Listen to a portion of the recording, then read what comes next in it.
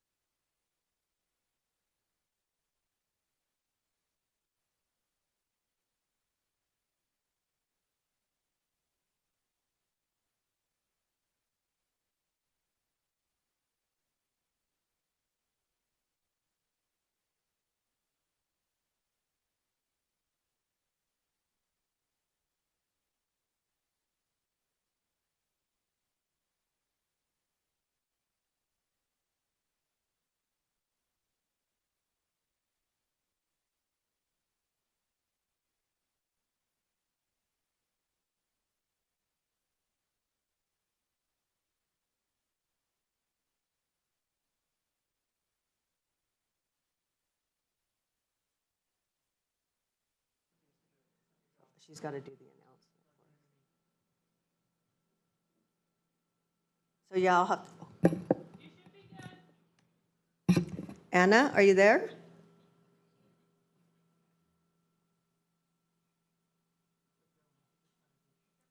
Anna? She's raising her hand on Zoom English. Love your shoes, Sammy. Anna?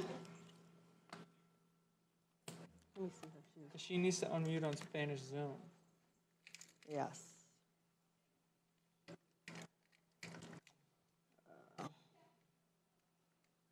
Oh, that's a lot of people. You could request her to unmute on Spanish Zoom if you'd like. Sometimes she's not there. She's like up getting water.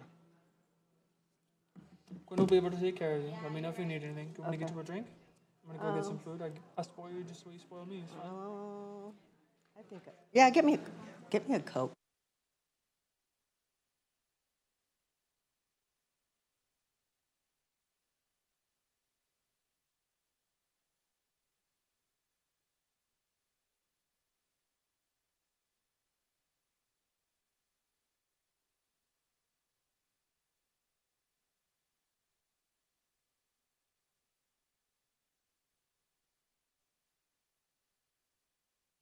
Anna?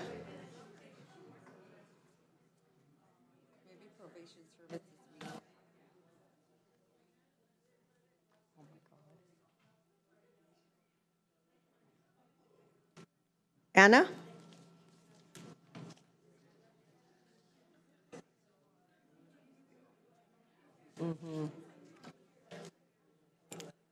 Anna?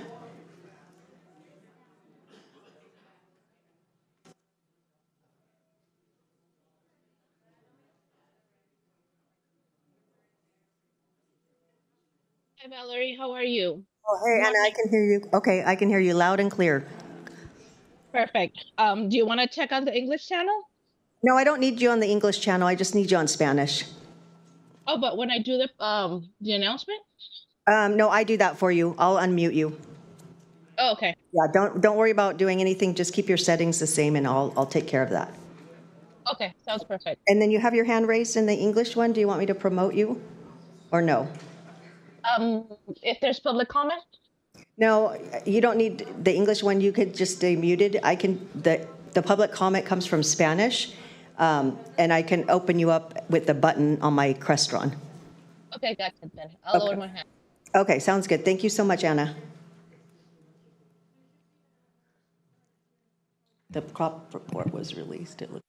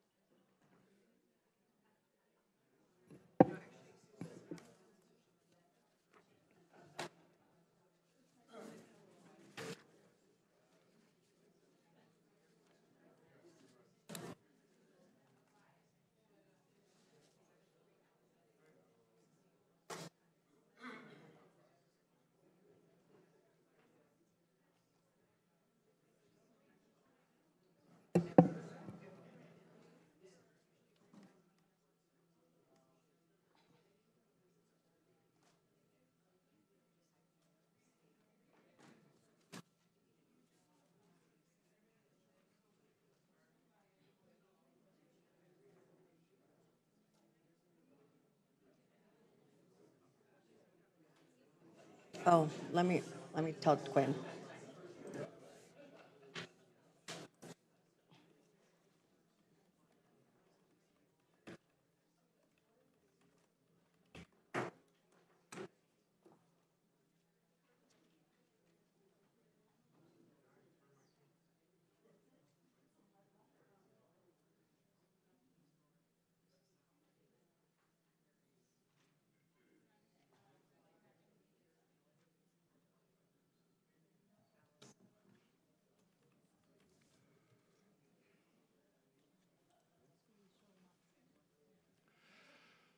Good morning. I'd like to reconvene the Monterey County Board of Supervisors. May we have the roll call, please? Yes, good morning. Let the record reflect all supervisors are present, with the exception of Supervisor Alejo and Supervisor Root Askew, who are absent today.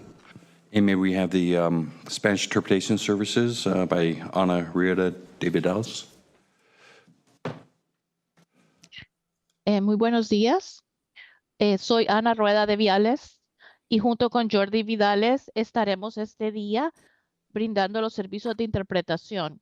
Si usted desea hacer un comentario público, al fin de poder interpretar su comentario, por favor, hablar lenta y lo suficientemente fuerte como para que yo te escuche. Hacer una pausa al final de sus oraciones para asegurarme de que tenga la oportunidad de interpretar. Por favor, no interrumpa mientras estoy hablando. Si usted se encuentra en la sala y quiere escuchar por medio de los aparatos de interpretación simultánea, por favor acérquese al alguacil que se encuentra ahí. Él le puede proporcionar los aparatos. Estos se tienen que devolver al final de la sesión. Muchísimas gracias.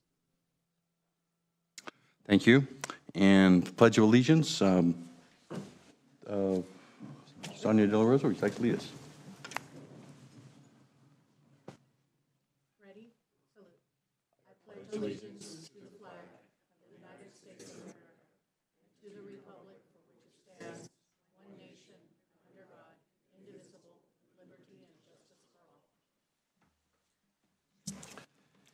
Do we have any additions or corrections?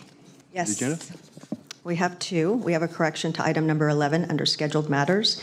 A revised Exhibit A was received. And we also have adjourn in memory of Rosine Kulkaski and Sig Matt. Thank you. We have two ceremonial resolutions before us. Is there any public comment on either one of these? And I see none. Bring it back here to the board. Move approval. Moved and seconded. Those in favor? Aye. Opposed? Motion carries. With that, we'll do one here first for the Probation Services Week.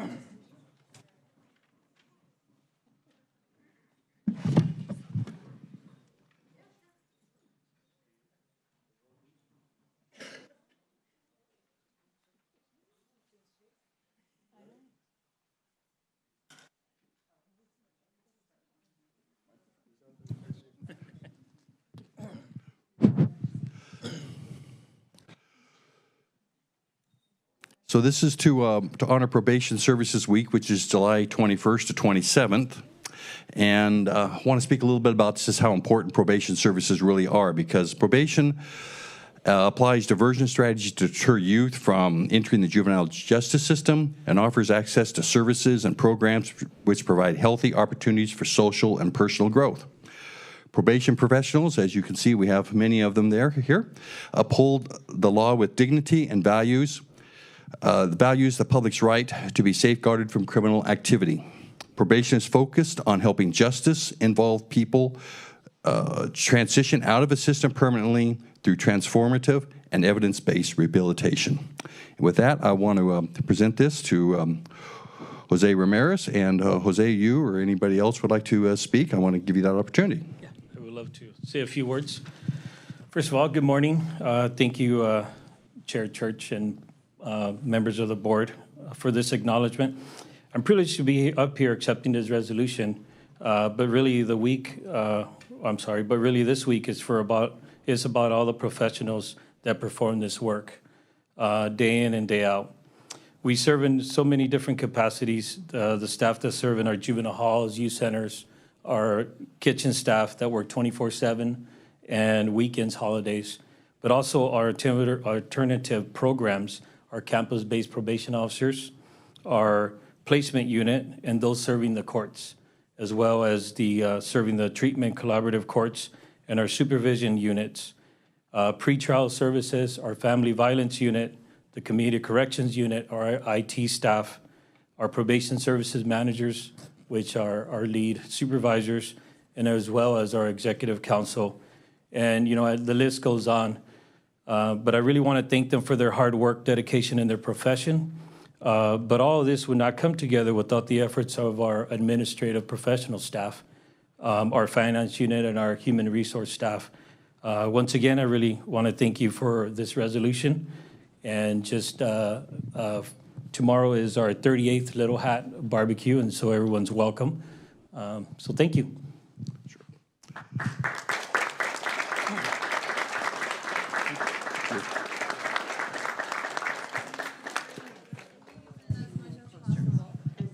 Supervisor Church, if you'd like our board members to join you. Sure, yeah. Why don't you come on down, both of them that are here today.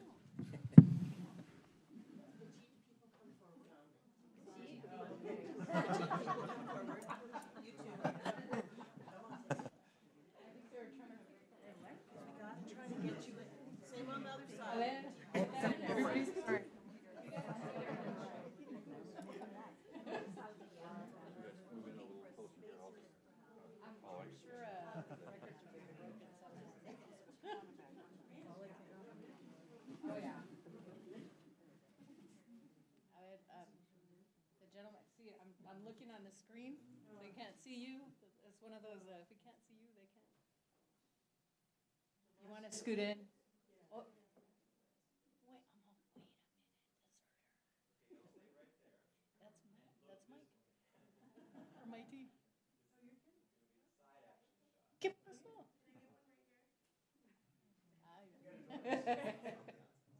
They made you an offer or you couldn't refuse?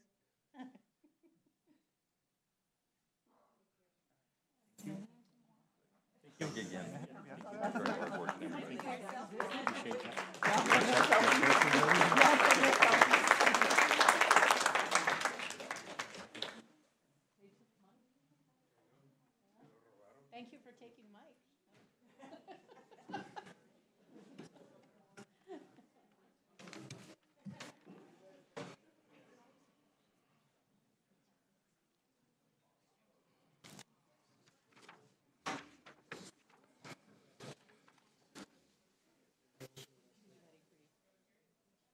Oh, go right ahead, Mary. Sorry. I was waiting for my cue. Well, I am very delighted because it is a true professional and also personal honor to be able to present a resolution recognizing Michael A. Nickum on his retirement from the Pebble Beach Community Services District.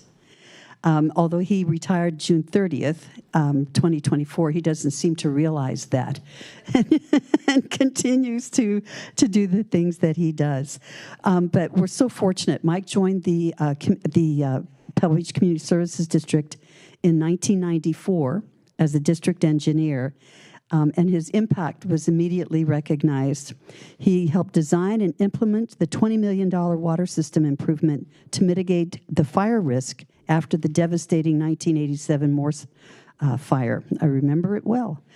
And during his tenure as district engineer, he had pivotal roles in operating and managing the Carmel Area Wastewater District and the Pebble Beach Community Service District reclamation projects, one of the very first recycled water projects in all of California. He resurrected the Forest Lake Reservoir into a modern-day recycled water storage facility and managed the district's capital program, which included the replacement of 20% of the district's sewer collection lines. In 2008, Mike was promoted to general manager, where he took a major role in guiding the district to activate latent powers for undergrounding of overhead utilities. To date, the district has undergrounded half of the overhead transmission main lines, improving reliability of the electrical system within Pebble Beach. And whereas Mike supported the expansion of the fire defense plan by increasing the scope of fuel reduction projects in the Del Monte Forest, as well as improvements to ocean rescue, paramedic, and drone programs. Whereas the district's solid waste franchise agreement, through that, Mike helped steward a regional approach to providing cost-effective garbage collection, disposal, and recycling services throughout the peninsula. And I want to focus on that just for a minute. Mike and I were having a conversation about the importance of regional approaches to solutions and how it is so much longer lasting, more comprehensive, often more cost-effective to take a regional approach to problem solving than to just go out on your own. Mike has a reputation throughout our community and throughout his professional area as well as being someone who really focuses and has the charisma and the ability to pull together regional solutions. He is a well-respected leader amongst his peers to such a great extent that he was recently honored as Public Works Person of the Year by the Monterey Bay chapter of the American Public Works Association, a Lifetime Achievement Award recognizing career and community accomplishments. Now, therefore, be it resolved that the Board of Supervisors of the County of Monterey, on behalf of all of the residents thereof, acknowledges, commends, and thanks Mike Nickum for his many years of exemplary service to the residents and to the visitors of Monterey County and to the Pebble Beach community. And I personally thank you. You have been so helpful to me just personally with all of the different things that come up within the district. I always know who I can go to get an answer, and I thank you so much for that. Now, be it further resolved that the Board of Supervisors wishes Mike success, health, and happiness in all his future endeavors and all of the travel plans that Elise has planned for them, and much joy in this well-earned, well-deserved retirement. Thank you so much.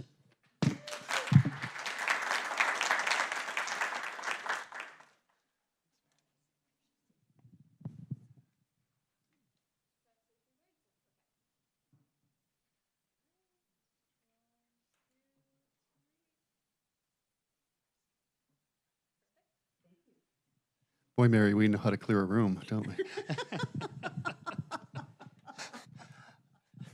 If I could just take a second, I wanted to thank the board of directors at PBCSD as well as the staff. None of this stuff you can do alone. You have to work as a team. And our regional partners, Carmel Area Wastewater District, Regen Monterey, Cypress Fire Protection District, Carmel Highlands Fire Protection District, and CAL FIRE. I don't know if most of you are aware, we kind of act as one fire department. We actually share ownership of a fire station with the state of California, Cypress Fire Protection in our district. And so again, I think the regional thing is important for me. It's the most cost-effective, most efficient way to do it. The thing is, you have to look out for everybody's interests for it to work. If I could just end with a couple of sayings that most of my staff is very, very familiar with. The one thing that's very important for me is don't let perfection get in the way of progress. I think you find that often happens. Another one is if there's a meeting about a controversial subject and you're not at the table, you may be on the menu.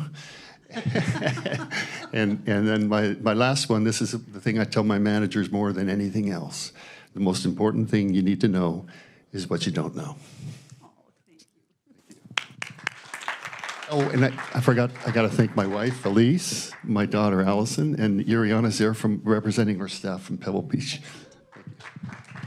Thank you so much for all your years of service, and it's a real pleasure to present you with that award. Thanks again. Good. Thank you. I'll be seeing you on the retirement train.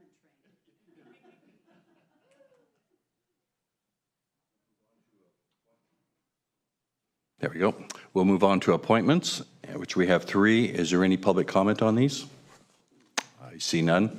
Bring it back here to the board. Move approval? Second. Move in a second. All in favor, say aye. Aye. Opposed? Motion carries. And we'll go to the consent calendar, which are items 16 through 38. Is there any board member that would like to pull for a separate vote or comment? I see none. Is there on the consent calendar any public comment?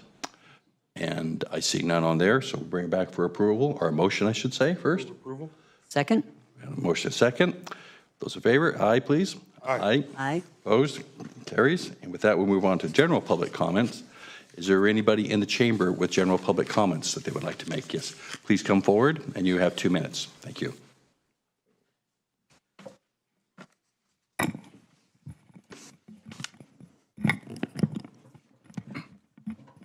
Members of the board, my name is Marta Belayich, and I'm part of a neighborhood coalition in Watsonville with public response regarding the tiny village homeless shelter proposed to be built on the Westview Presbyterian Church properties with your grant funds. You have been misled to believe that a competent public procedure has been executed to secure legal land entitlements for the project. From 2022, Watsonville City staff has engaged in covert collaboration with your staff to establish a shelter while withholding related policy discussions from at least 3 city council members. This illicit protocol culminated in June of last year with an orchestrated media blitz that announced the imminent construction of the shelter.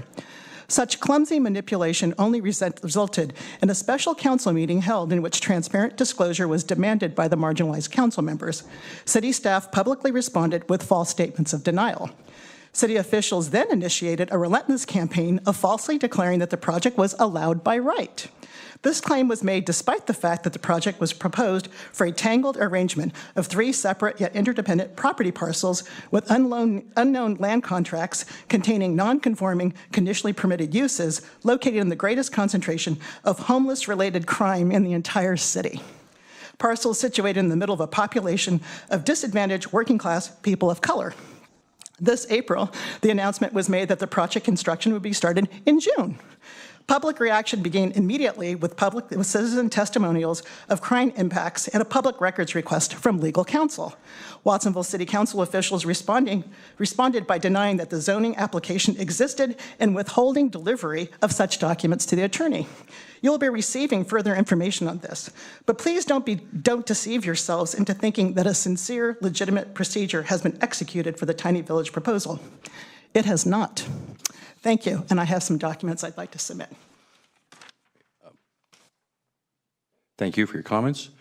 Is there anybody else in the chambers that would like to speak on general public items? Is there anybody online? Phone number ending in 082. Yes, 082, you have 2 minutes. Phone number 082, you have 2 minutes. Do we have anybody else online? Can you hear me? Hello? Yes. You have 2 minutes. Hello? Yes. This is Lorna Moffett. I'm addressing Mr. Lopez and Mary Adams, particularly concerning last week's supervisor meeting, addressing the raising of fighting cocks in our county. You all voted against it, which I thank you for.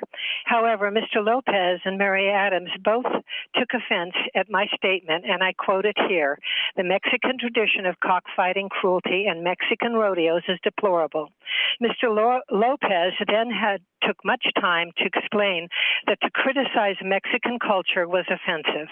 Any culture which tortures innocent animals should not be sanctified because it's a culture. Bringing these cruel cultures to our county is not welcome, and that is why we have laws against it. I'm sorry that Mr. Lopez and Mary Adams thinks culture is to be upheld, even cruel ones.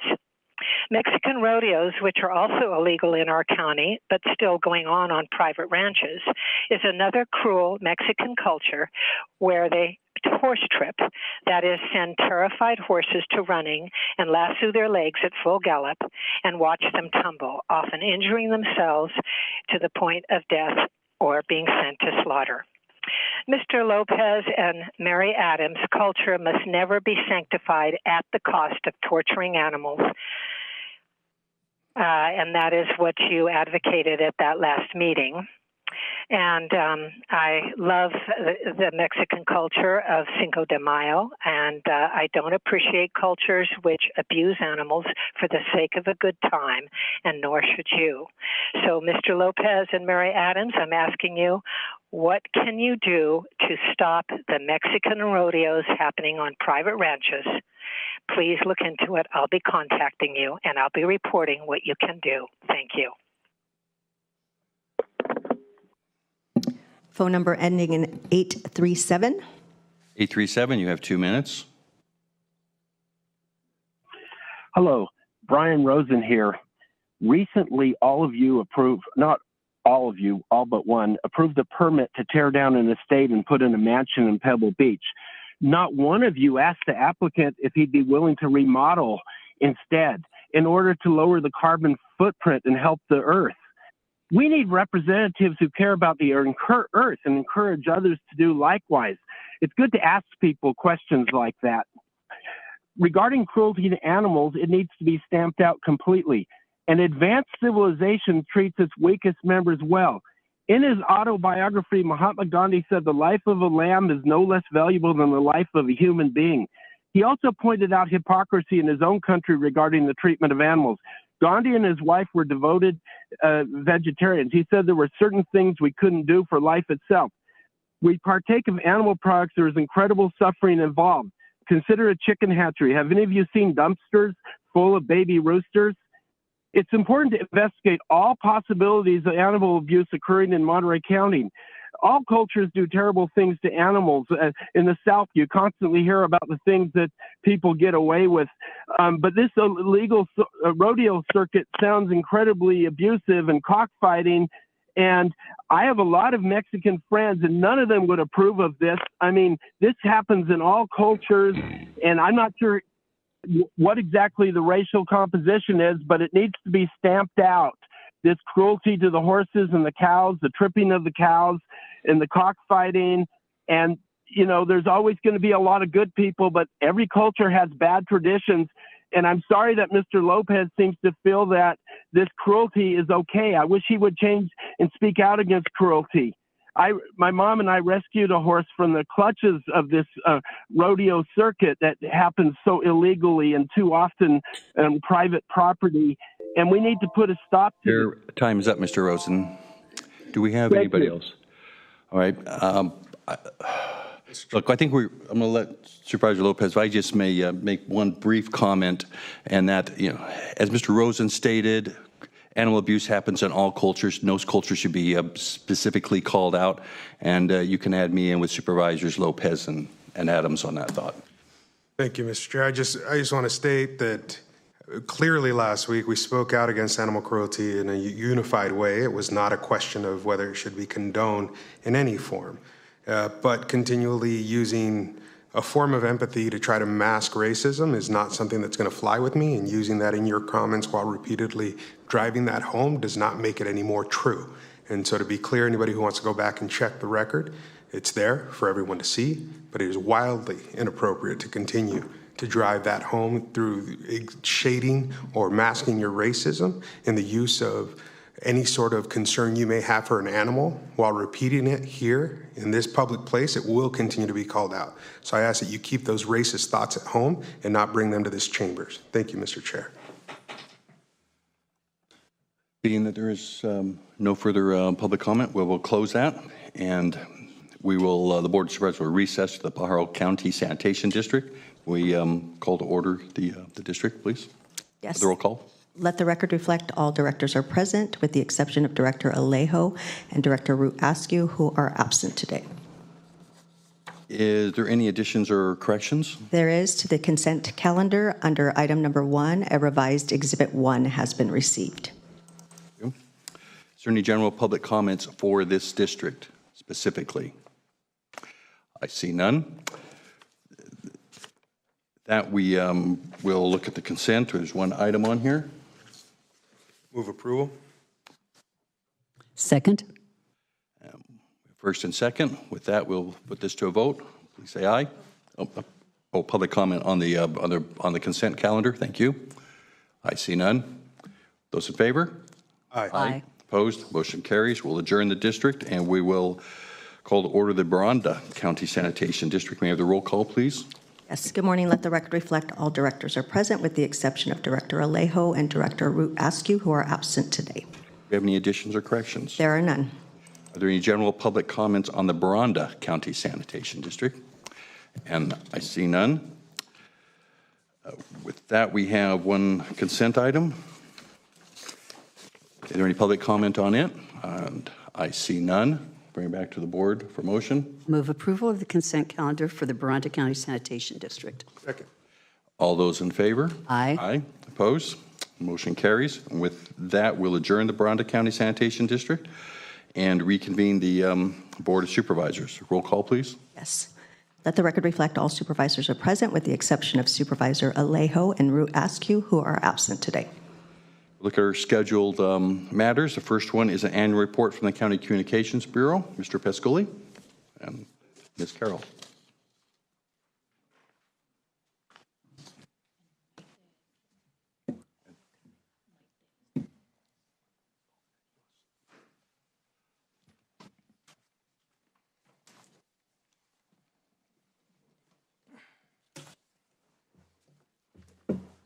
Good morning, Chair Church, Supervisors, CAO De La Rosa, and County Council Blitch. Thank you very much for allowing us to present to you this annual report that we give every year.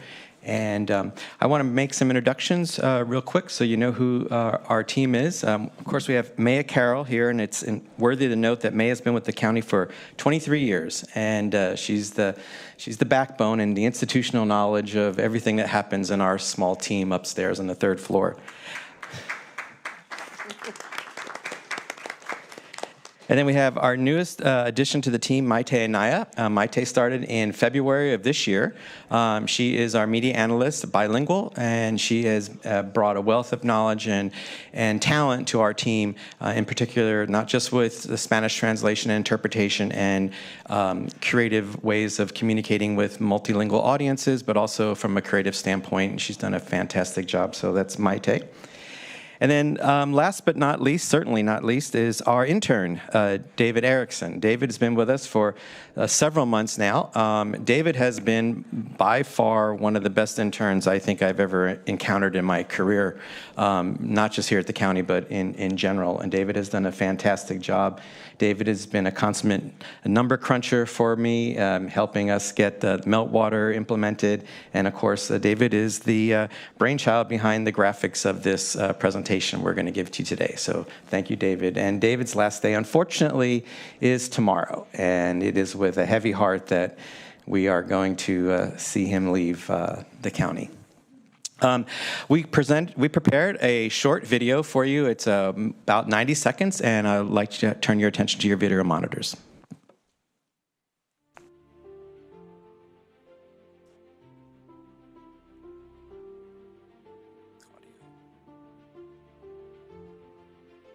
Mass power outages, flash floods, raging wildfires, rock slides and road closures, emergency evacuation orders, you name it. It is our job to inform the county of it all.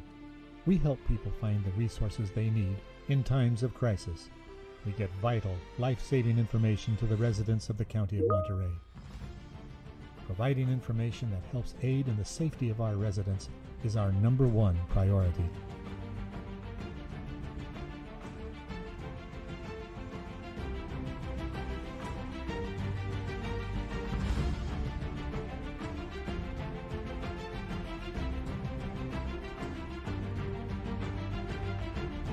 But that's not all we do. The Communications Bureau is responsible for creating the messaging for all departments and services provided by the County of Monterey. From budget hearing dates to dog park openings, we create easy-to-understand messaging, graphics, videos, printed materials, and so much more.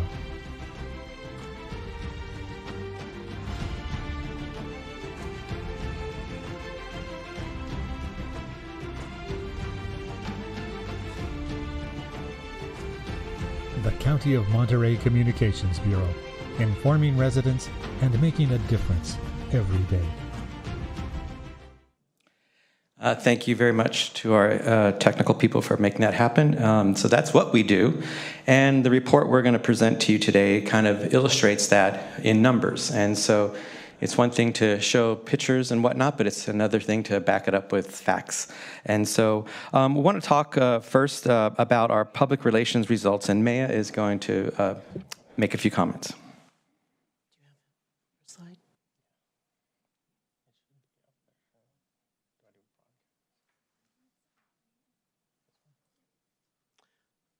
Right. So we've got some numbers to show you, and I'm just going to put the numbers in the and a little bit of context for you. What you're seeing here is 490 stories released, and that is local stories. So it's about 500 stories that we've had either digitally, in print, on television, or on radio. The work that we do encompasses all the platforms. And the data that we use to get this is from the Meltwater program, from Nielsen data, which is TV data, and something called TAPSCAN, which I will let the experts describe what that is. I'm not as familiar as Nick is with it. So we've got really good numbers for local media, and that really goes to the really combined effort that we go through to make sure that we respond to media requests, that we meet their needs, and we're as transparent as possible.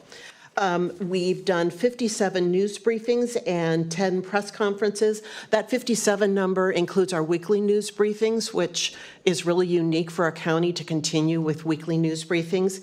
And a real great thing that's happening with those briefings that we're having more departments present in Spanish and in English than ever before, and that's just really a growing part of those press briefings, which I'm just really proud of our departments that have stepped up to do that.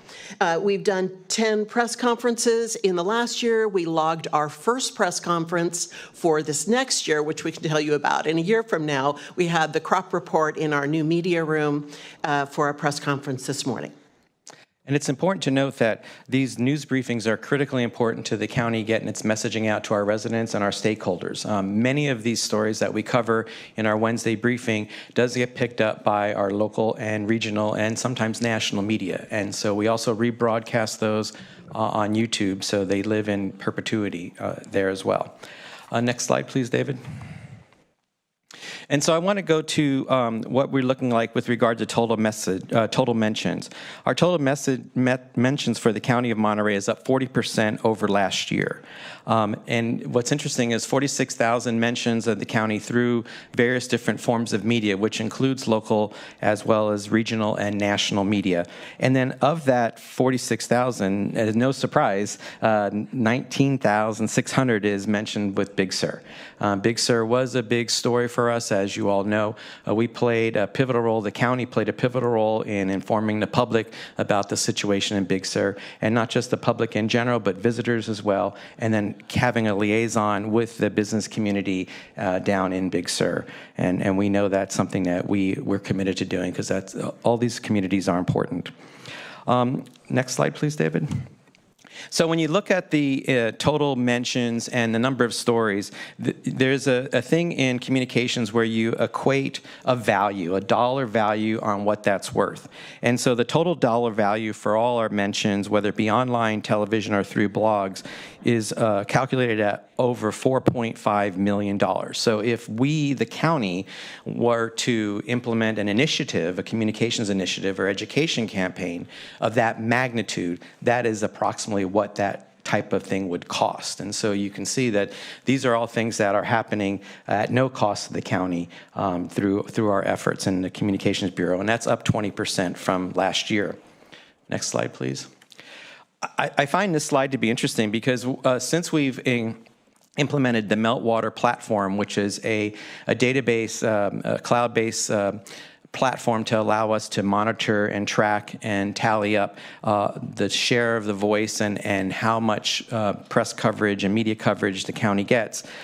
We've done very well, and our district attorney office is kind of the first place winner there with 44% of all the share of voice for the county coming out of the district attorney's office, followed by the Board of Supervisors, and that includes stories that the Board of Supervisors were quoted in or mentioned, the Ag Commissioner's office, office has got a considerable amount of press coverage, the health department, and then, of course, the CAO's office through various activities of the various different programs and bureaus within the CAO's office. Next slide.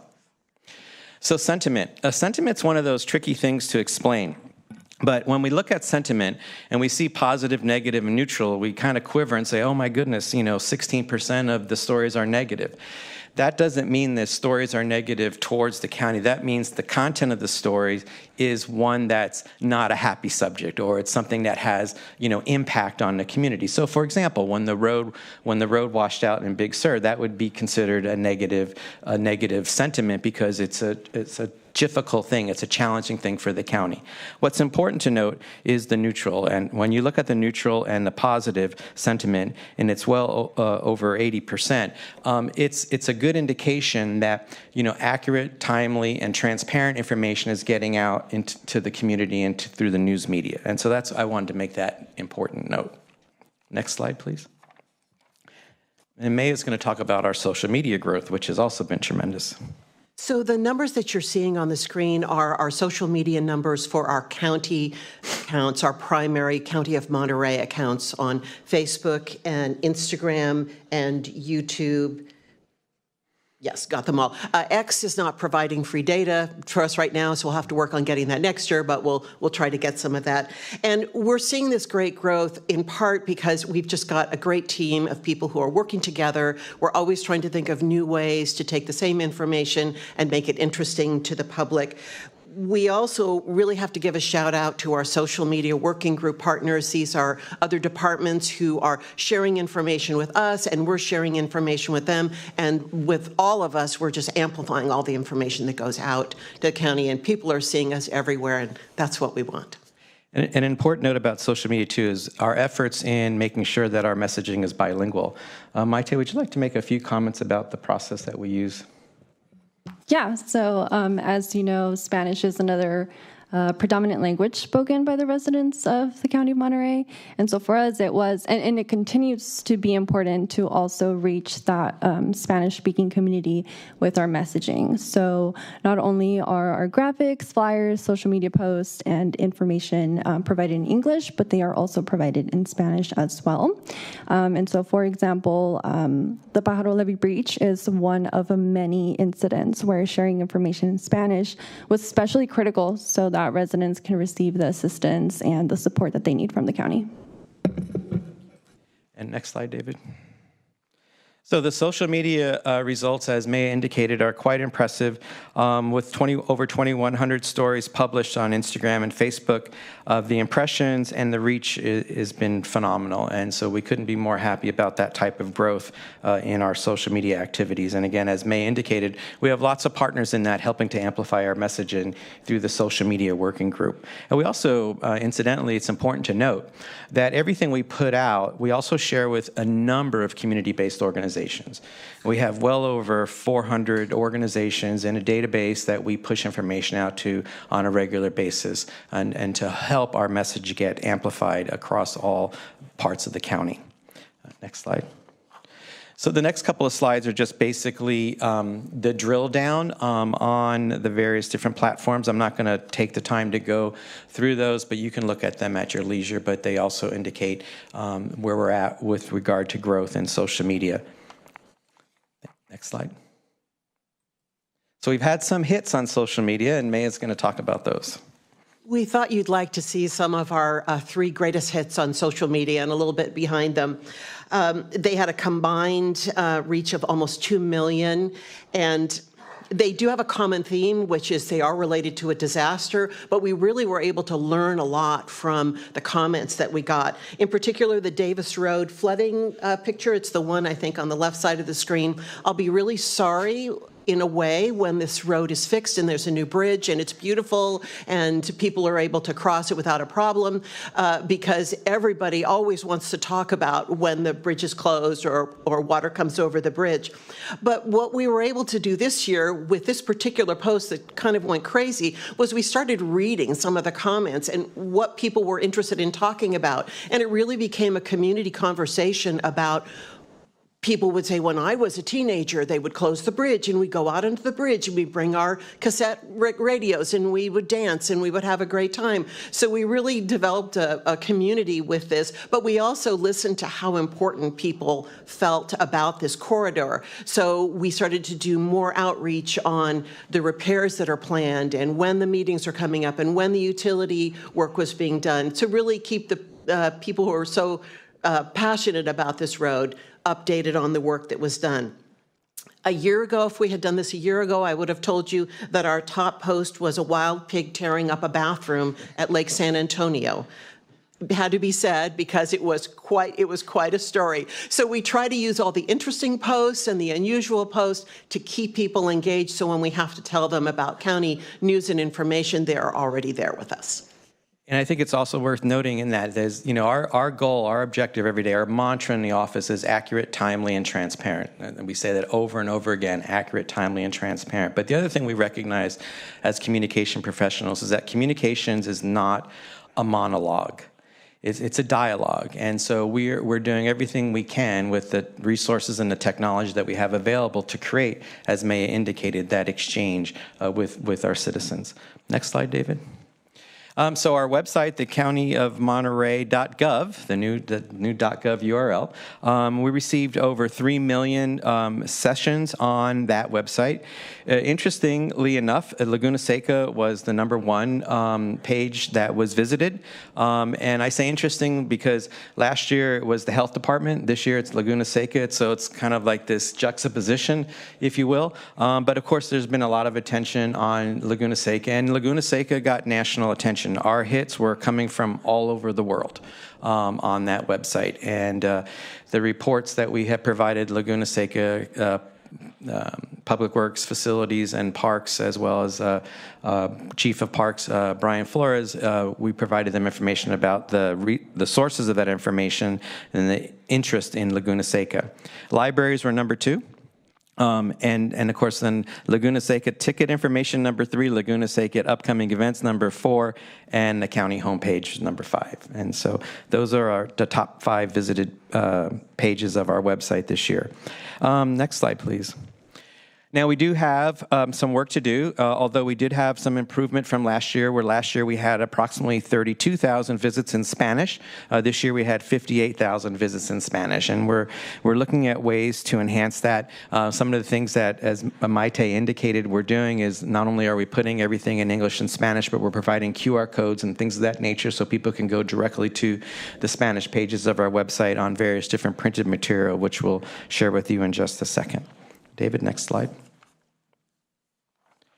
So some of what we were able to do in the last fiscal year was to actually do some targeted public service announcement ads in Spanish and English. Our print impressions were about 66,000. We didn't do a lot in print. The things we focused on in print this year were due to Pajaro and other disaster type related incidents.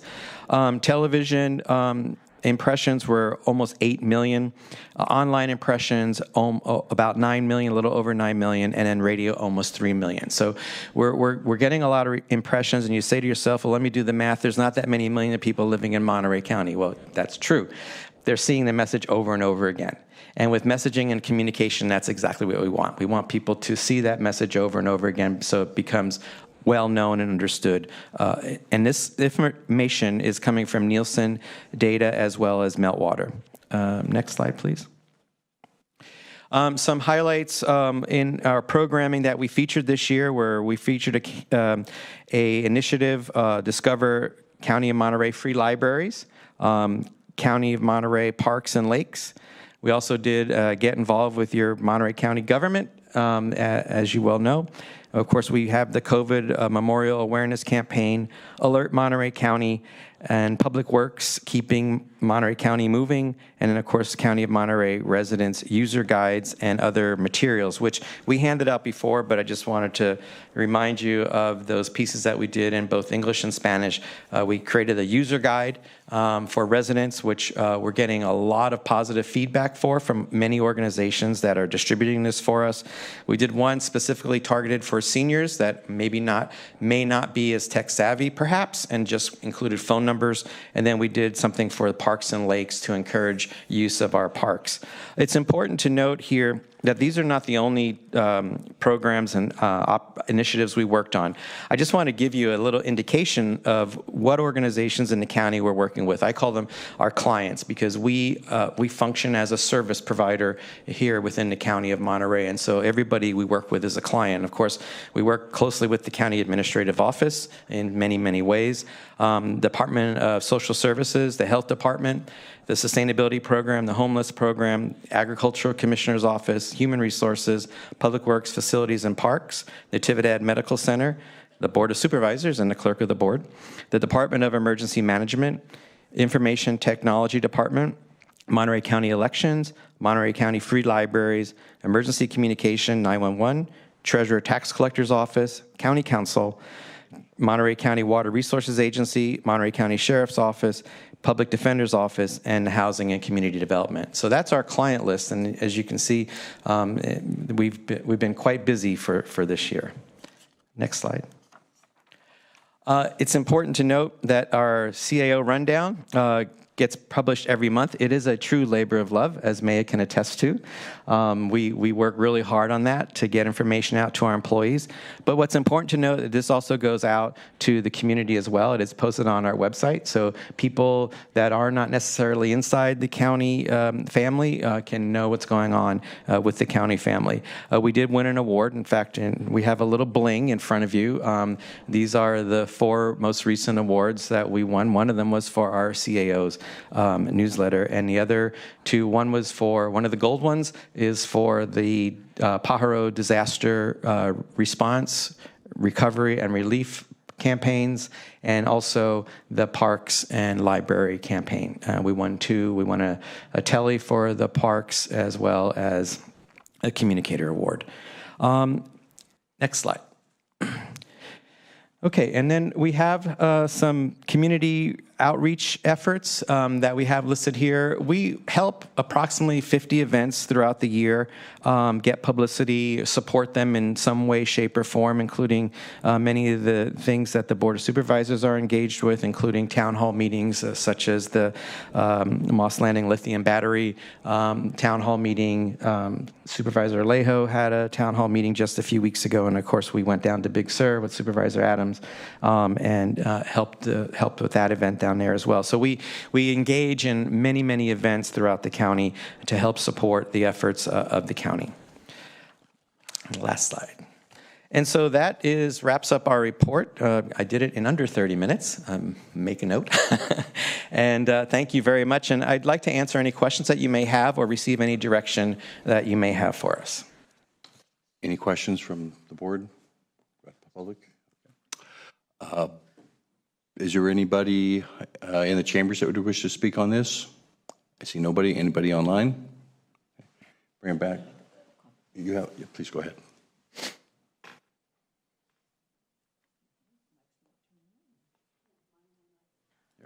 I don't Mr. Vatsula. Okay, here we go. We're on. And Are we on? I do want to take an opportunity first to thank the team. The Communications Bureau really represents the entire county of 5,000 plus employees, but many of those 5,000 plus employees feed information to this team who then highlights it across our county, but also truly across the nation and in partnership with so many regional entities to make sure that we are providing timely information to folks, but also keeping folks safe and informed. The entertainment piece is just a cherry on top, but really trying to ensure that the most timely information is out there, and it is really informed by the community.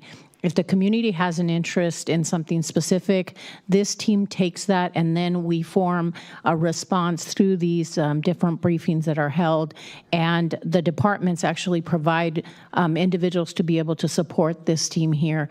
So behind this team are those 5,000 individuals that serve our entire county, but then many communities adjacent. One of the things that I think Nick is and the team are very good at doing is identifying resources to be able to better communicate with our community. And not just the Twitter information is not available, but I know WhatsApp became huge during our engagement with the Pajaro community. But also, Nick, if you could just share some of the future planning that you have going into this year, 24-25, and the highlighting that you will be doing of the great work that's being done across our county in our multiple communities. Sure. Thank you very much. We are in the process of working on implementing a plan for a countywide education initiative for our residents and for our stakeholders. And that's going to be looking at and focusing on the things that the county does and those 5,000 employees do every day that folks may not be aware of. And there's a number of reasons why people might not be aware of those things, but we're hoping to take that, garner that, and aggregate it in a platform where we can inform and educate the public and invite them to be part of the process, to be part of their county government in some way, shape, or form through participation at meetings and things of that nature. Inform them on ways to access county services, and then provide them with that kind of critical information that any of our residents or stakeholders may need in effort to work closely with receiving county services. The second major initiative that we have in progress, as you all know, in 2025, the County of Monterey will be celebrating a very monumental anniversary, 175 years. And so we plan on developing a look back on those 175 years and a look forward. And so not to steal from one of quote that I like to hear, always look forward, never look back. But we're gonna take a look back, a peek back, and then we're gonna look forward and what we see and what the board would like the county to reflect to the community as we look forward. We are also presently engaged in a number of projects with departments throughout the county. As Maya indicated, we just completed this morning a press conference for the Ag Commissioner's Office highlighting the crop report, which you're going to hear more about. I'm not going to steal any of our Ag Commissioner's thunder, but this is an important aspect of what the county does. And so the things that happen here in our county that add to the economic vitality of our community as well as the quality of life, those are the things that we plan on highlighting. There's a lot more on the list, but out of respect for your time, I'll defer. Thank you. Supervisor Adams, did you want to make a comment? Thank you. I certainly do want to comment. As you may have noticed in the video, I think probably 90%, maybe 80% of the video were disasters in the 5th District since I've been in office. And I can tell you that the interaction that I have had with Nick and Maya and the team has just made such a huge difference in the comfort that the residents can have. And I just thank you so much for it. I truly do. Nick has contributed sound advice. He's given helpful recommendations and creative solutions to all of the different things that relate to communication. He and his team came down to our last BISMAC meeting, the Big Sur Multi-Agency Advisory Committee meeting, and shared how he'd worked with cooperating agencies such as the U.S. Forest Service to coordinate messaging. And it was as if we were talking to Mike Nickham earlier, that regional approach, that collaborative approach is just right at the heart of the work that you do, and it really makes a big difference here. When he was in Big Sur, he also distributed the new county brochures and information for members of the public, and believe me, that was a big hit because mostly those things are not easily distributed, but to have him there when all of the movers and shakers and players were there was very appreciated. And I'm just so grateful for how much you have helped us grow and evolve, and it's your professionalism that's done that. I know that sometimes it must seem tedious or even unnecessary, things like updating our county logo and ensuring that we are in compliance with the law for our new email addresses, et cetera. I think it's really elevated the professionalism of the county and the whole look that our county has and the way that we are perceived because of this kind of communication that you guys have been thankful for, and I really appreciate it. And then just an additional shout out, although Vetsula Visuals is a contractor for the county, I am just so proud of the work through county communications that you have done in tandem with Vetsula. For the first time ever, we are offering hybrid meetings for the public. And I can tell you in spaces particularly that we're not within county buildings and sometimes in spaces where internet is severely limited, this team has contributed so much to our community. And I thank you so very, very much. And I'm just so very grateful for the work of our county communications. It's magnificent. Thank you. And thank you. Thank you very much. I just want to say thank you. At the end of the day, our work is only as good as what the community knows we're doing, right? And what they experience and feel. And it's like the old adage, if a tree falls in the forest, did it make a sound? But it sometimes feels that way in local government because we're not on national news. We're not getting that attention typically that I believe a lot of the work we do deserves. But when I ran for this position, one of my commitments to community was to create transparency. And a big part of that was getting the CAOs at the time to put on their goals, creating this team. So having this team here with bling or hardware in front of you is extremely impressive to be able to do that in such a quick time, to put us in a position where we're winning awards for the type of work that we're doing, communicating exactly what we're able to achieve as local government on behalf of the community. And so I'm just appreciative of each and every one of you and what you're helping to create in terms of understanding from the community about what's being done on their behalf, what benefit is being brought to the community, and more importantly, how to avoid disasters, how to avoid danger, and how to stay safe ahead of crisis. And you guys have done that through your weekly meetings with media, making sure that the latest points are out there. But at the end of the day, I just want to say I'm extremely proud of each and every one of you and what you're doing on behalf of our community. Thank you, Mr. Chair. And I just want to express my full support for your team, the great work that it does.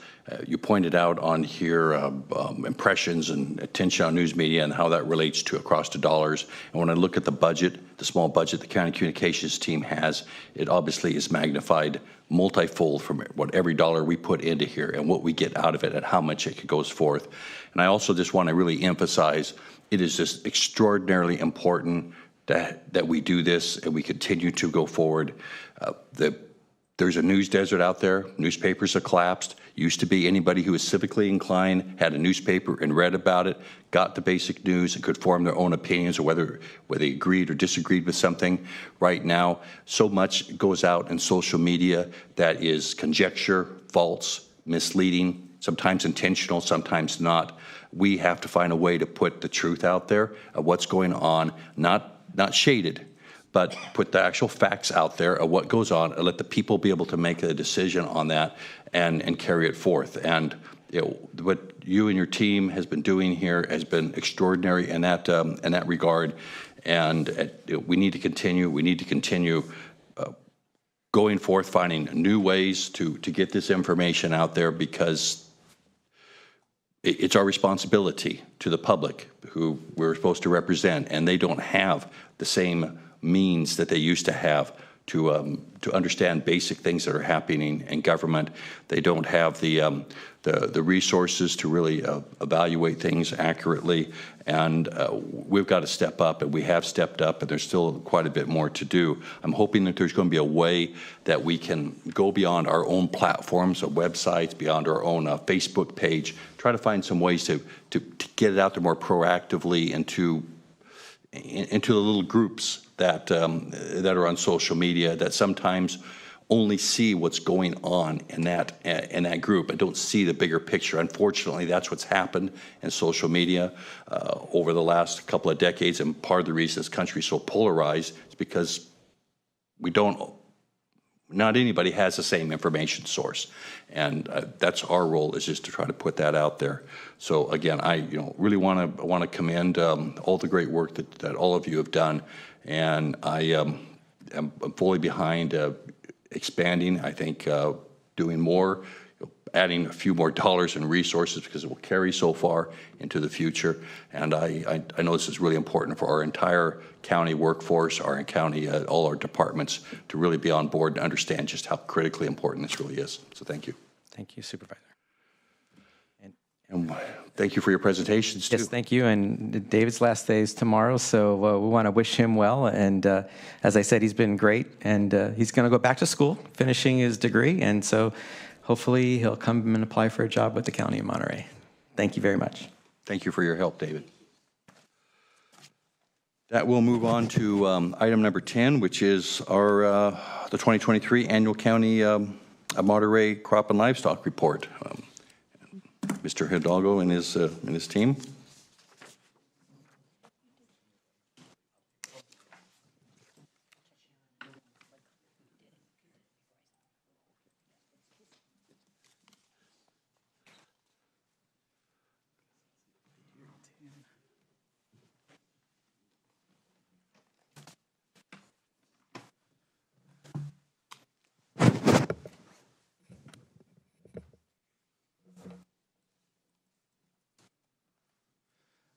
Good morning, Chair, members of the board, CEO de la Rosa. My name is Juan Hidalgo. I'm the County Agricultural Commissioner and Sealer of Weights and Measures.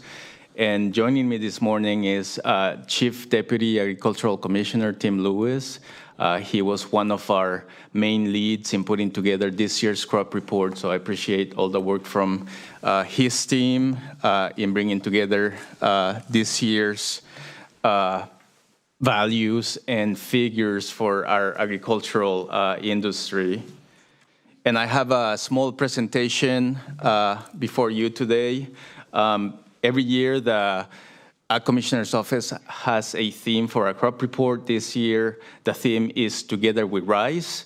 The report aims to highlight the resilience of our communities and the drive of our growers in facing some of the climate-driven disasters that we have seen in the last decade. Some of these disasters include drought, wildfires, atmospheric rivers, and of course the COVID-19 pandemic.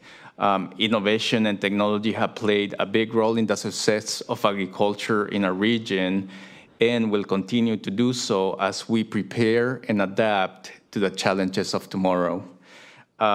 Together we rise as a community to support each other to get through the tough times and to learn from those experiences. And I think that is the spirit of our area. And I think what we experienced last year is a perfect example of how we can come together as a community, support each other, and be able to be successful in moving forward. If we think about some of the disasters and some of the challenging times that we have experienced in our state, in our region in the last decade, we can go back and look at the most severe drought that we experienced in California from 2013 to 2016. That was the most severe drought we had seen in our state in over 500 years. And then we had some major winter storms. There was the winter season of 2016 and 17 that actually pulled us out of the drought. And that was quite a miracle winter, if you want to call it that way. It was unexpected that one winter would get most of our state out of drought. But unfortunately, that didn't last too long. It wasn't long before we were back in drought from 2020 to 2022 again. And of course, as the climate would have it, we would experience another severe winter last year, 2022-2023, which once again was so severe to the extent that it pulled the entire state out of drought once again, something which is highly unprecedented for it to happen twice in a row in the same decade.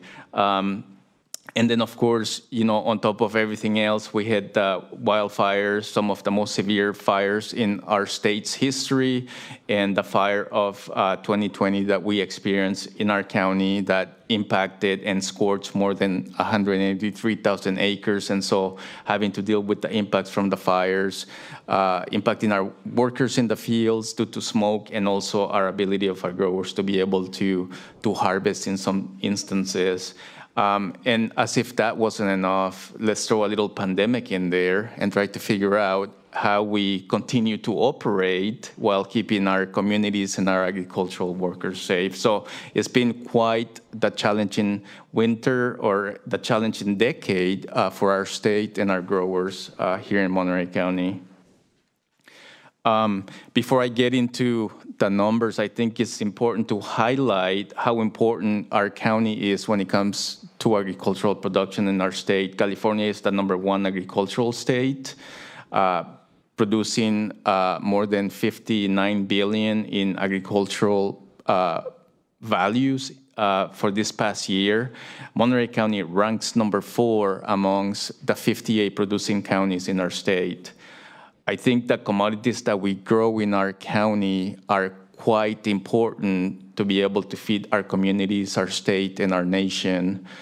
It's quite impressive to see the list of the different key commodities that our growers produce each year, which rank #1 in the state. We're the #1 producers of strawberries, lettuce, broccoli, celery, cauliflower, spinach, Brussels sprouts, and mushrooms. These are key healthy and essential fruits and vegetables for our communities on a daily basis.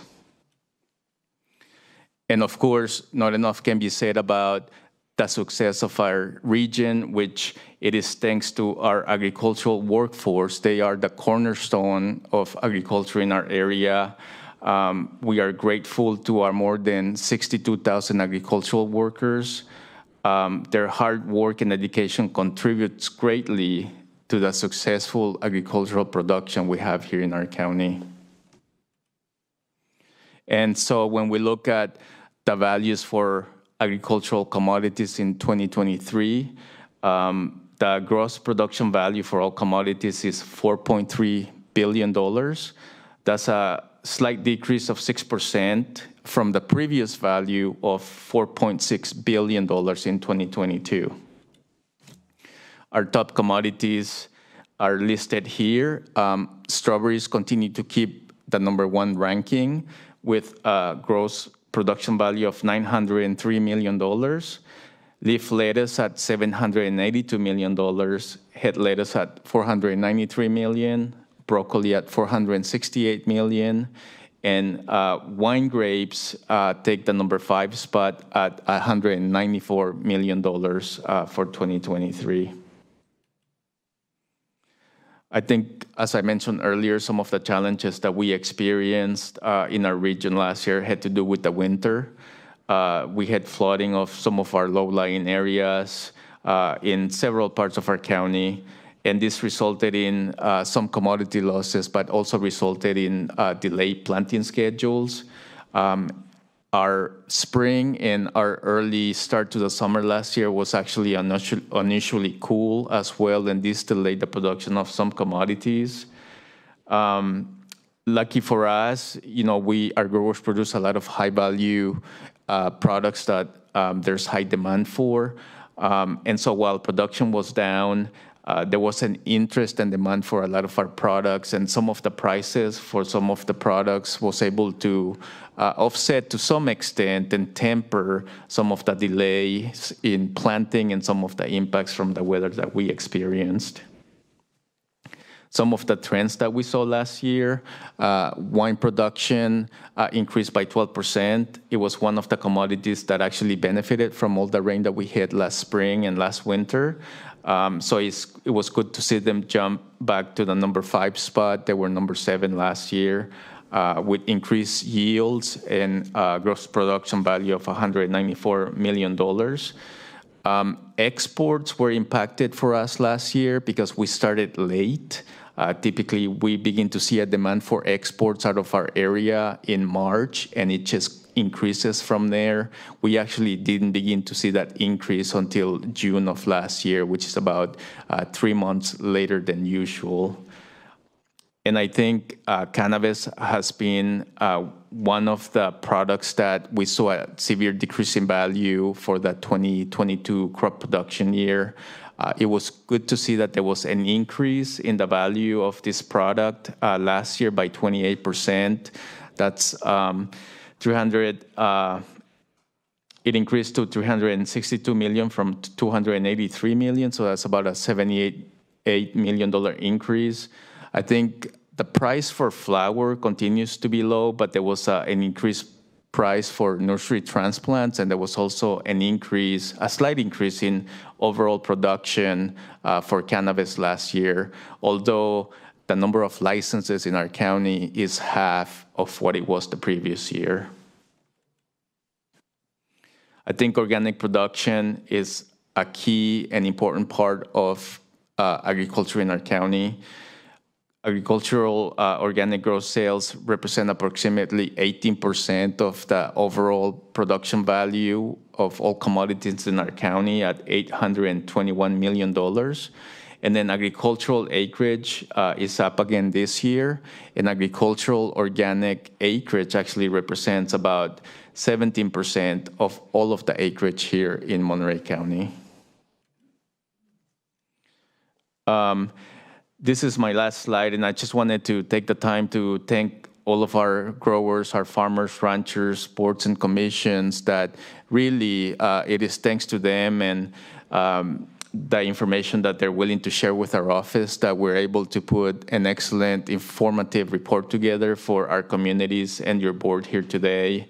And I want to thank my staff for their dedication and efforts in really putting that report together. It really takes a lot of time to be able to go through the data, follow up with our growers, get clarification on some of the numbers that we're seeing, just to make sure that we provide the most informative and correct information that we can get that is representative of production in our county. So with that, I thank you for your time today, and I'll be happy to take any questions you may have.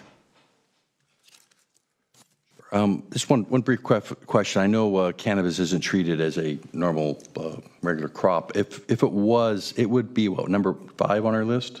Is that about right? It would be, Chair. That's correct. Thank you. Any other questions before I go out to the public on things? Or just want to see if anybody in the chambers would like to address this first. Public comment, and anybody online? Nobody online? We'll close public comment, bring it back here to the board. Supervisor Lopez, I think you have something to say. I just want to say thank you for putting together this report, much to the chagrin of toddlers across the world, including my own. We are 70% of the production of leafy greens and about half of the world's production of broccoli that comes from this valley, and I think the numbers that we put up are impressive.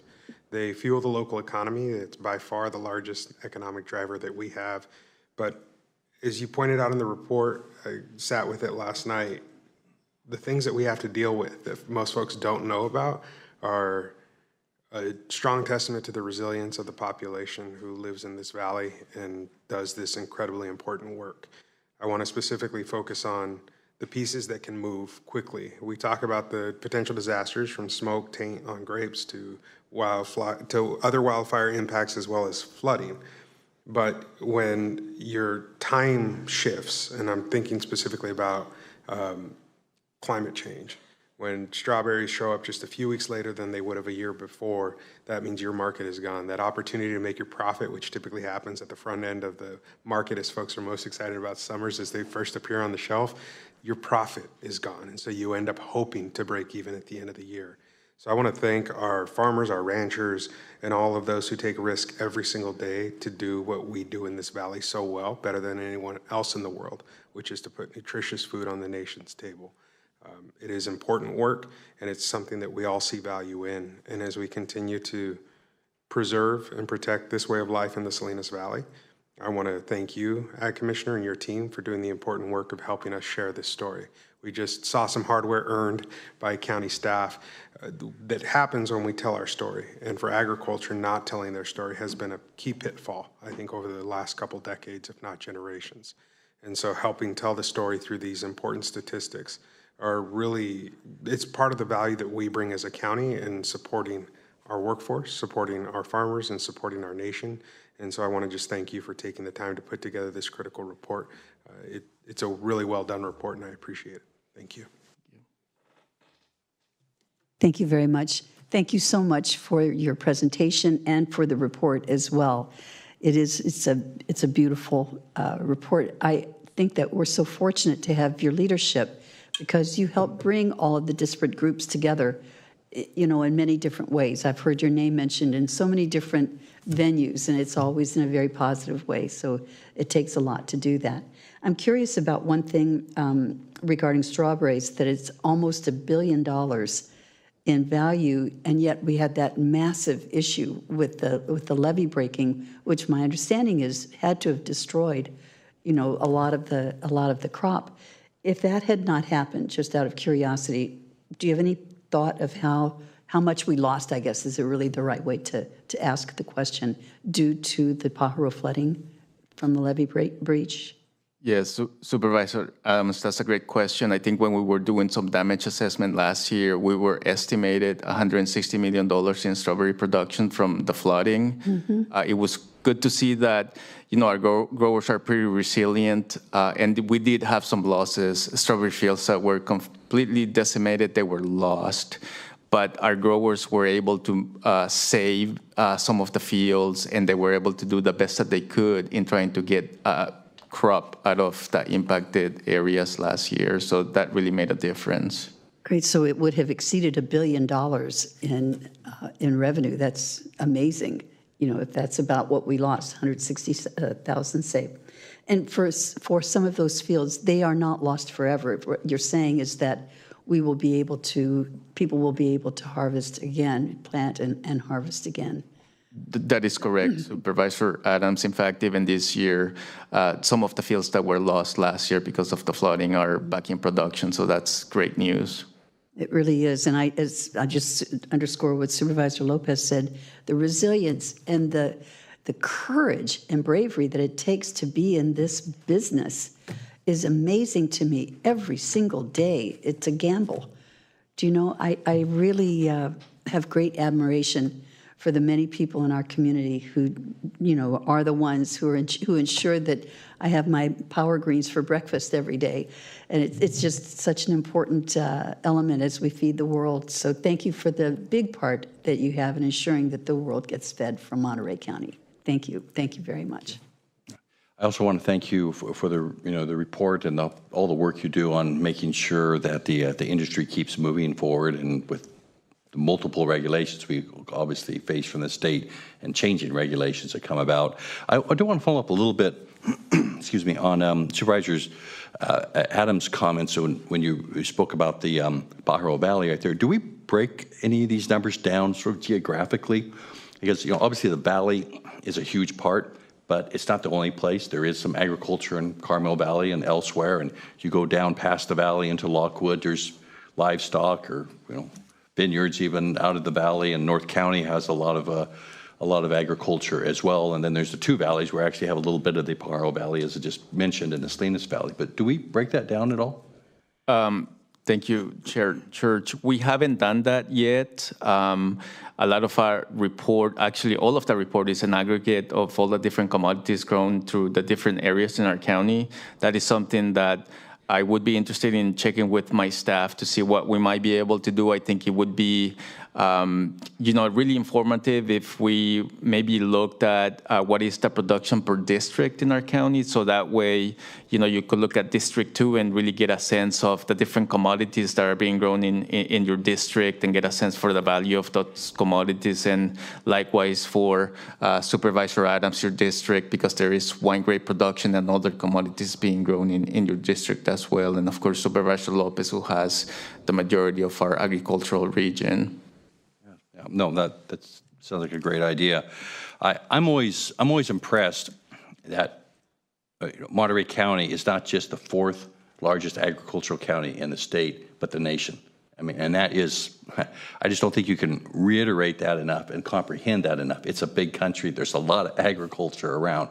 There's states that are more dependent upon it than our county. And yet, you know, it is such a huge value right into here, and it just never gets enough attention upon that.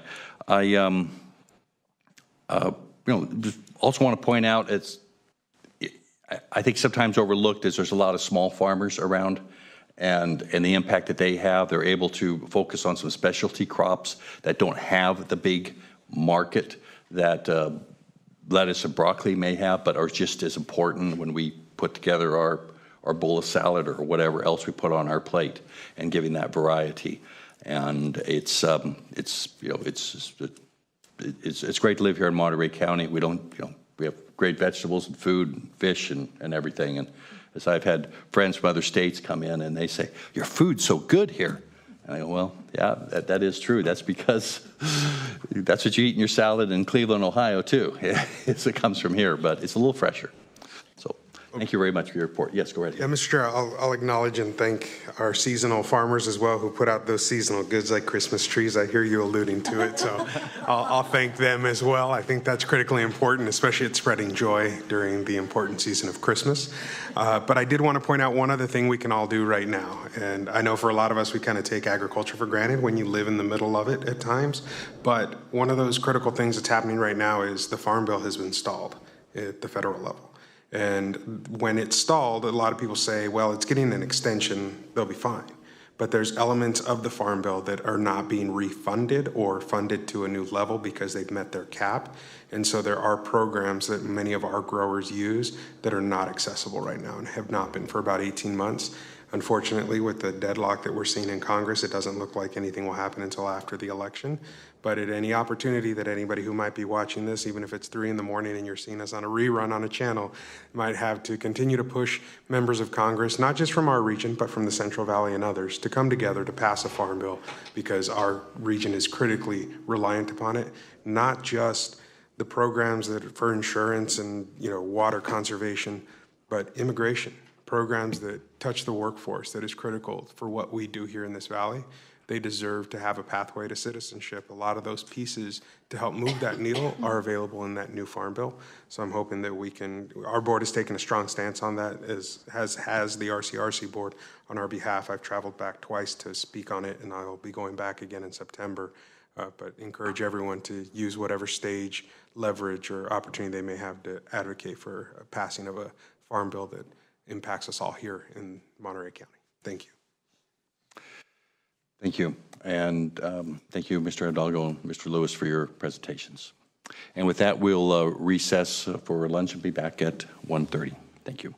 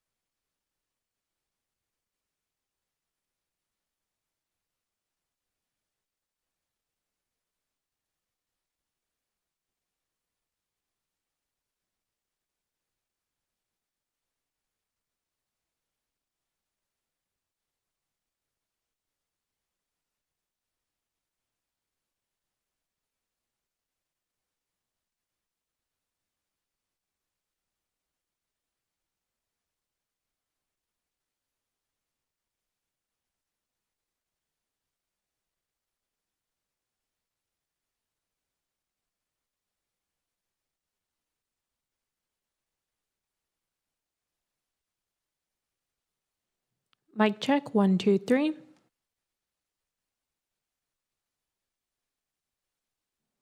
Mic check, 1, 2, 3.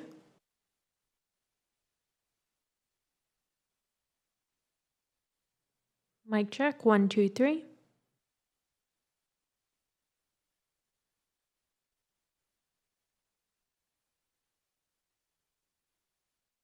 Staff right mic.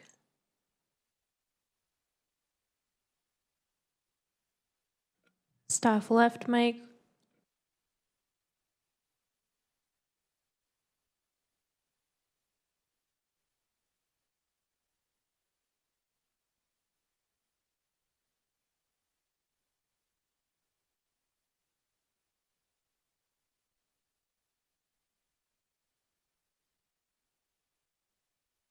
Clerk mic check.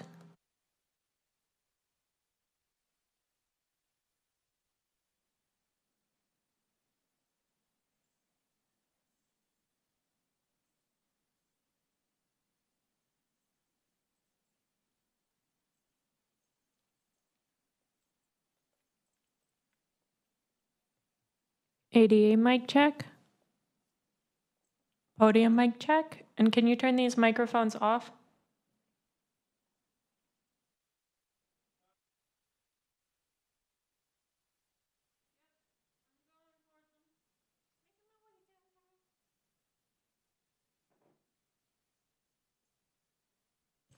Wireless 1 mic check. Wireless 2 mic check.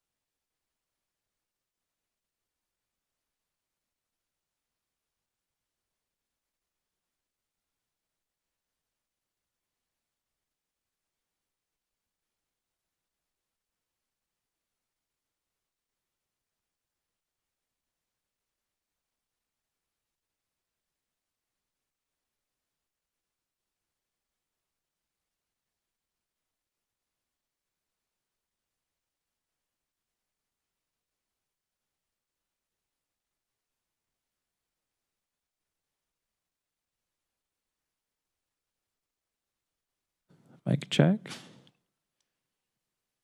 Hi, Valerie. Mic check. Perfect.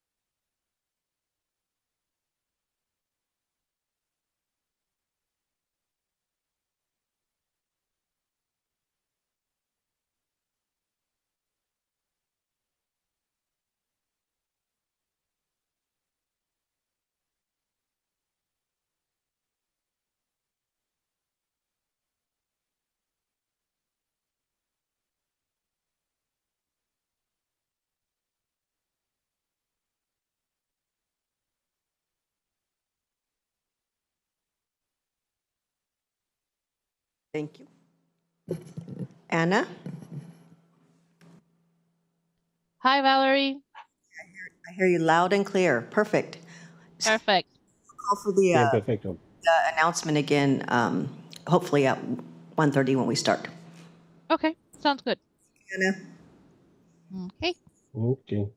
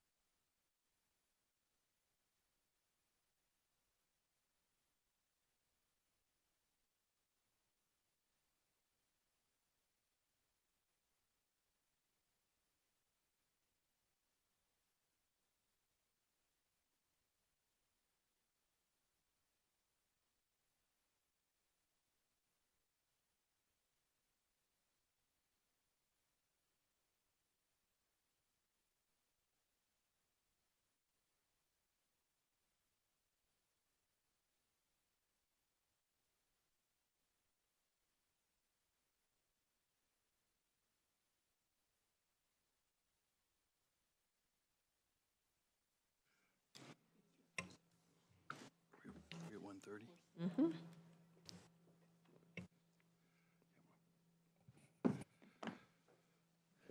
Good afternoon. I'd like to call the meeting to order or reconvene the Board of Supervisors. May we have the roll call, please?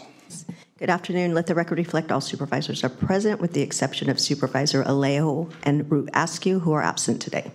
And may we have the announcement of Spanish interpretation services, Ana Rueda de Vidales? Buenas tardes, soy Ana Rueda de Vidales y junto con Jordi Vidales seremos sus intérpretes esta tarde. Si ustedes quieren hacer un comentario público, por favor hable lento y claro para que nosotros podamos interpretar bien su mensaje. Si usted necesita escuchar la interpretación dentro del salón, usted puede ir donde el guardia, ellos tienen sus aparatos de interpretación simultánea que le pueden proporcionar, el cual tiene que ser devuelto al final de la reunión. Muchísimas gracias.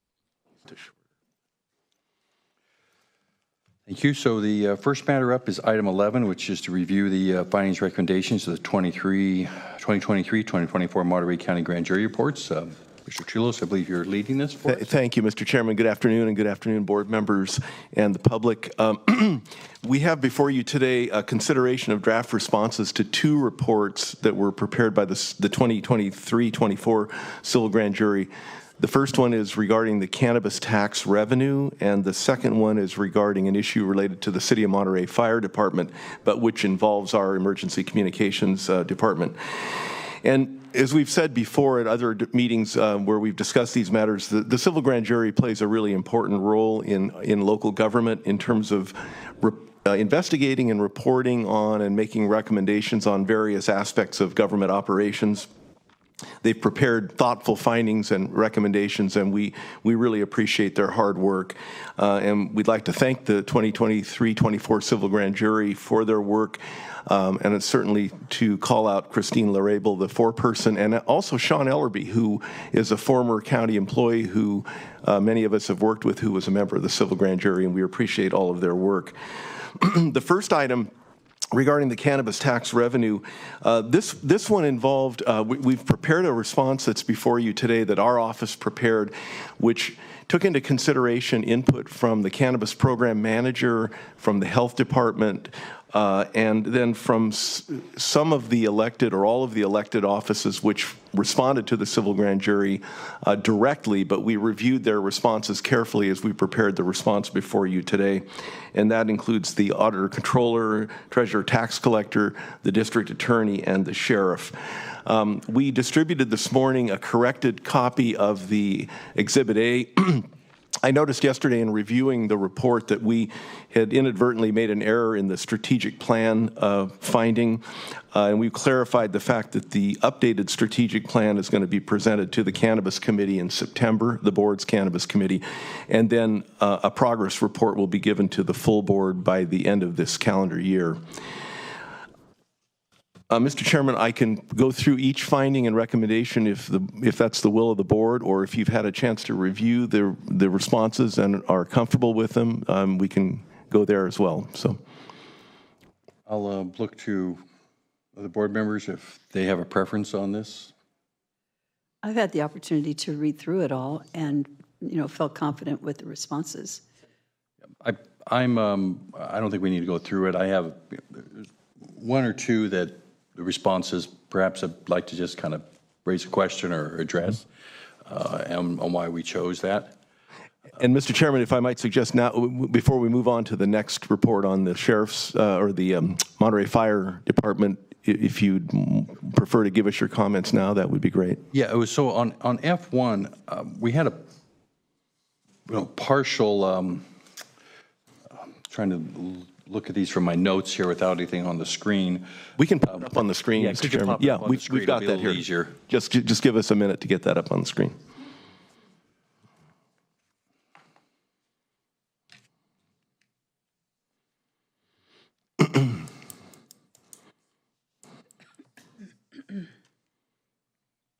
And just to summarize, if we're talking about finding F1, so this is the finding the Civil Grand Jury felt that current revenues do not provide sufficient margin over expenses to fund community services at prior year's levels. and then without operational changes, the program sustainability is in jeopardy. And we're suggesting a response that we disagree partially with the funding. We agree that it is true, the staff is proposing at least that it's true that the current revenue levels do not provide sufficient net revenues to fund community services at the prior year levels. However, we do believe that with the actions the board has taken to work on the sustainability of the program in terms of balancing revenues and expenditures, that we think it's speculative to say that the program is not sustainable. That's our staff recommendation, at least. And that was my my concern in there with the grand jury statements, and then what the board has done, because the board hasn't by any means put this forth as a permanent policy. It was, I think it was really clear from when the board decided to lower some of these prices, these costs down in Texas, is because of the health of the cannabis industry needed it. So I guess, I just wanted to kind of address that a little clearer onto there, as that was my read onto this. And I really think claiming that the program's in jeopardy, I feel was just a little bit of a little step too much there from the grand jury, because this is really a temporary program adjustment here. And that comment up there kind of refers to like we're going down a permanent path. I mean, and I just wanted to make that kind of as a comment. And let me ask, Mr. Chairman, if as it's currently drafted, we are suggesting that we respond by saying that it's speculative and premature to state that the sustainability of the program per se is in jeopardy. And I just would you propose any additional clarifying language to that statement, Supervisor Lopez? Yeah, this was my one critique as well. So I would just point out that the Ag Commissioner's report that we just received showed an increase of a significant amount of millions of dollars. That the industry is rebounding, but a lot of that is, in my opinion, is due to the fact that we managed the taxes. I think that's how it has to be portrayed, because that was the focus of this board in trimming it back to bare costs, but in a sustainable way. And I think the numbers that we put forward were fair. And so I think sharing the recent figure, as was debuted this morning in terms of growth within the industry, and pointing out that with that, we do expect to see additional revenues with expanded square footage, is a hope that we're headed in the right direction, that we are sustainable in that sense, using those as proof of the fact. And I'm comfortable with that language. Thank you. We'll make those changes, Mr. Chairman. And I should point out that we do need to conclude this today, hopefully, with your direction because of the time frames that we have to respond. So if you're comfortable, that we'll make the changes that are being discussed and send it into the presiding judge. And the other one I had, if you could scroll up to F2, would be helpful. This is the one that we modified this morning. We caught an error in the report. So I mean, I think the grand jury is accurate onto this, and pointing out that we skipped 2022, which is what their emphasis is here. We refer to 26. That obviously is not something that they were looking at. So when we say we disagree partially with it, I personally, I think we should agree with them onto this, because they're referring to 2022, and that is an accurate assessment by them. So that would be, I don't know what the rest of the board is. I mean, we obviously have to come to a unanimous decision on this. So I'm not going to tie it up if the other two board members are in opposition to it. But I just feel that this is not something to disagree partially. I think they have a good point. I understand, and if the rest of the board is comfortable with, we could certainly change that response to that we agree with the finding per se. I mean, technically, that you make a good point that we did not do a 2022 update. If the board is comfortable with it, we can make that clarification, leave the rest of the language in there that clearly shows where we're intending to go with this. But I would seek direction from the board on that. So just what would looking at response to F2, then how would the first sentence read? I think along the lines of what the chair is thinking, what that would be revised to say the respondent agrees with the finding. Got it. Because strictly speaking, I see the chair's point that there was not a 2022 update done. And then we could go on to clarify what's going to be done in the future. So. I'm good with that approach, acknowledging that we did not meet that expectation, but that while also clarifying that we do intend to have that presentation before the end of the year. Okay. I'm good with that language as well. And the only other thing, and it's just more of a comment on F6.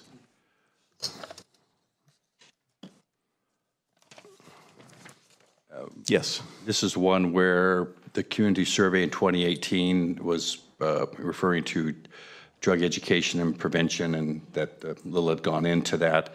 But that was 6 years ago, too. A lot of things have changed. And not disagree. I think our response to it is good. I just personally just wanted to say that things change, situation change. We do a survey now. It might have a different kind of meeting with this industry being weak but recovering, and it also doesn't take into effect that we have to adjust to changing priorities as things come up over the years. And one of the things that has happened is we've had a rather substantial opioid settlement, monies that have come in that we've been able to put towards prevention of drug abuse. So there's other ways we can address the community's priorities and needs onto that. And I just kind of wanted to state that because I just felt this was kind of bringing up something that is a little long in the tooth, essentially. Yeah. So, and I must admit, I think we should go back and revisit this because I don't recall that when we did the survey, that there was a primary focus on education and where did it go?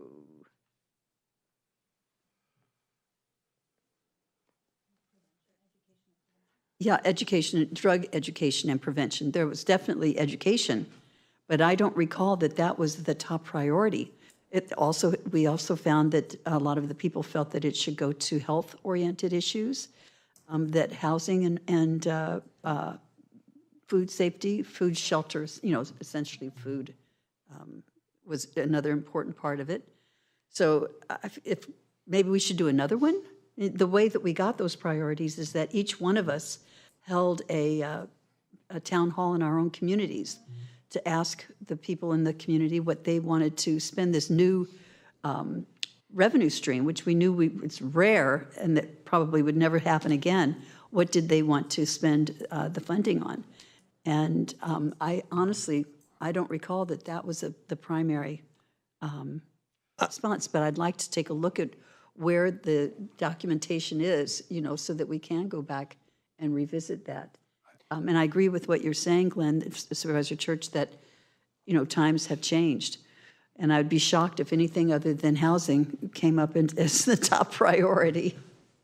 Well, if I could jump in, I'd say we recently did a survey and we asked folks if there was new revenues, what would you want done with it? And they spoke clearly, and it was roads. I mean, to be clear, I know we've got 3 up here. Let's change all policies right now. All the money's going to roads, right? We got 3 of us. Unfortunately, we need 4 votes for that budget. I tried. Wait, party pooper down there. Could Sonia just vote this one time? But I'll say that I agree things have changed. I would point out, and I would hope that we could report back that we have done extensive messaging and offerings of drug education to our communities. I recently, last fall, held a big town hall down in Greenfield where we did a Narcan training and distribution or a partnership with Prescribe Safe. We've been doing a lot more than was being done in 2016. And so I think pointing out that while it may not be these revenues, there are alternative sources that have become available, and that we have stepped up our drug education program, including addressing the biggest issue which we've seen, which is the growth of fentanyl in our communities in the last few years.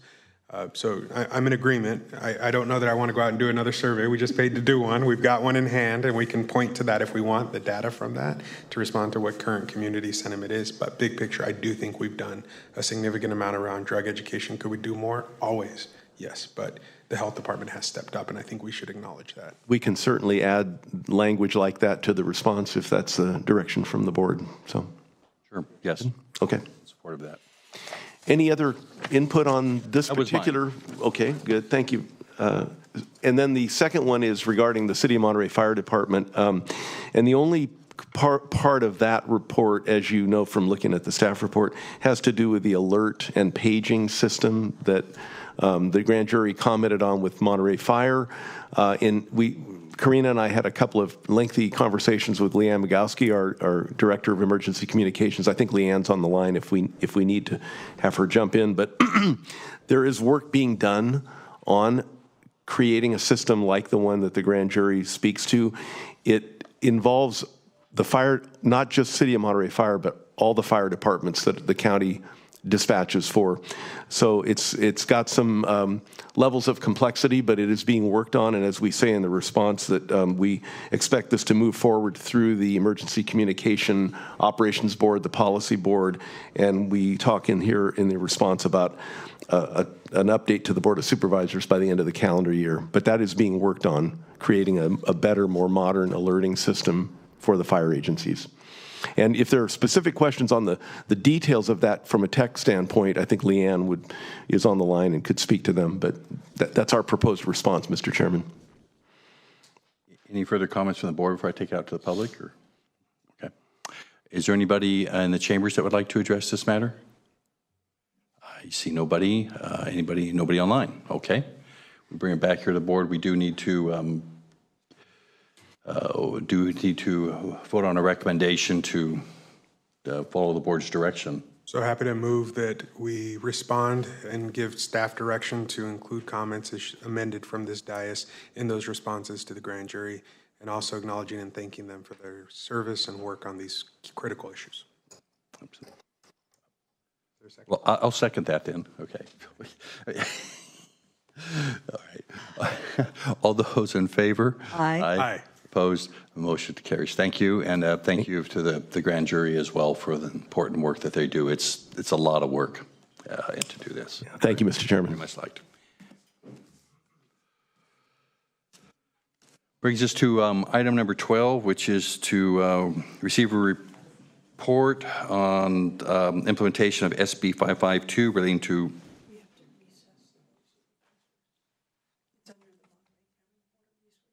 not the water, not SB 552. Okay. So we'll take item 12, which is to receive and consider report on implementation of SB 552 relating to drought and water shortage planning for small water systems and domestic wells. Cheryl Sandoval and Mr. Van Horn and Mr. Encarnacion, you're here too. Thank you. Good afternoon, Chair, members of the board. Rick Encarnacion, Bureau Chief, Director of Environmental Health. I'm here today with Supervising Environmental Specialist Cheryl Sandoval and Roger Van Horn of our Drinking Water Protection Services. And we're here to provide an informational report regarding the Drought Advisory Group for small water systems and domestic wells.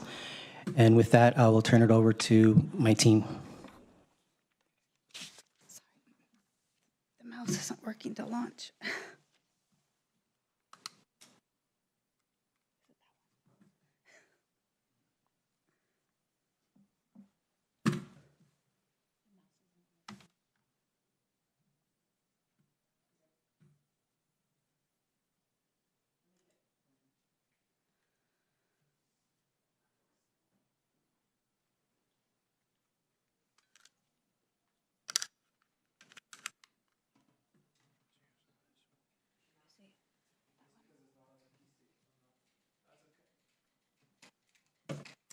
It's not the mouse. Hang on. Okay. It's nothing on you guys.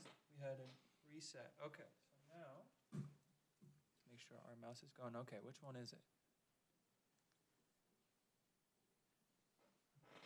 I don't know you guys' item number. What item number are we? 12. Perfect. And then just like that, press right. Sorry about that. Good afternoon, Chair and members of the board. Sorry for that.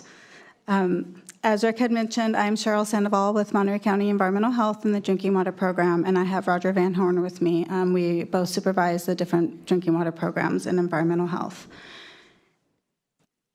And to get started, today we're here to have you receive and consider a report on implementation of SB 552 relating to drought and water shortage planning for small water systems and domestic wells, and to have you provide any direction to staff that you have. And the proposed CEQA action for today is to find that the action is not a project under CEQA guidelines.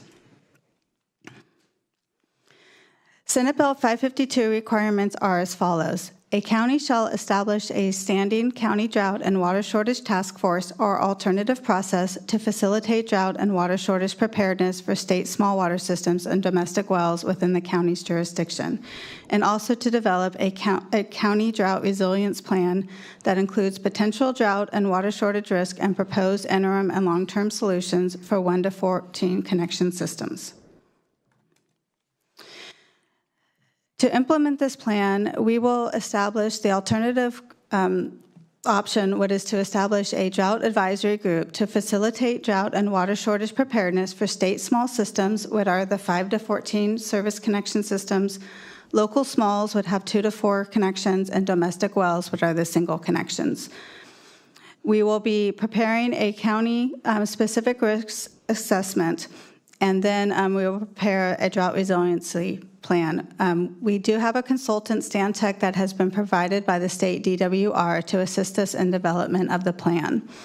And we do intend to have provide opportunities for public engagement throughout the development of the drought resiliency plan. All of the meetings will be open to the public. We're going to be having a website that you can sign up for to receive notifications of new postings. All of the documents we will be discussing will be online. And then during the meetings, people can also have public comments. And so it's not just going to be limited to the actual group. It's anybody who wants to provide input will have that opportunity.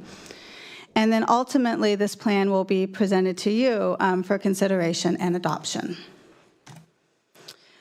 This is our preliminary intended group membership. This is open for any additions or modifications if you have any direction for us to do so. The responsibilities of the group will be to review and provide input on current water supply conditions, data, and challenges, and to look at potential water shortage risks and needs for short-term mitigation and long-term prevention, and then to help identify options for short-term mitigations and long-term prevention measures to address the risks and needs that are identified. To provide input and recommendations on the drought resilience plan, and we will be coordinating these group meetings, and we do plan to meet 4 to 5 times during development of the plan. Again, they will be open to the public, and we'll have a website so to let the public know what's going on so they can be involved if they would like to be. And then once the plan is adopted, we still plan to meet preliminary, we're looking at yearly.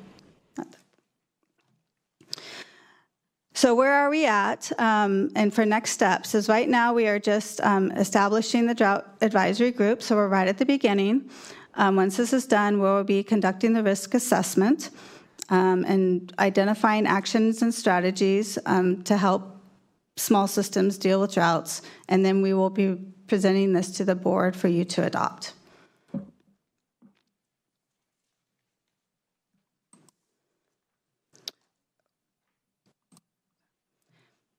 So in conclusion, it is recommended that you receive and consider the report on implementation of 552 relating to the drought planning and provide any direction to us that you have, and to find that the action is not a project under CEQA guidelines. Thank you. Thank you.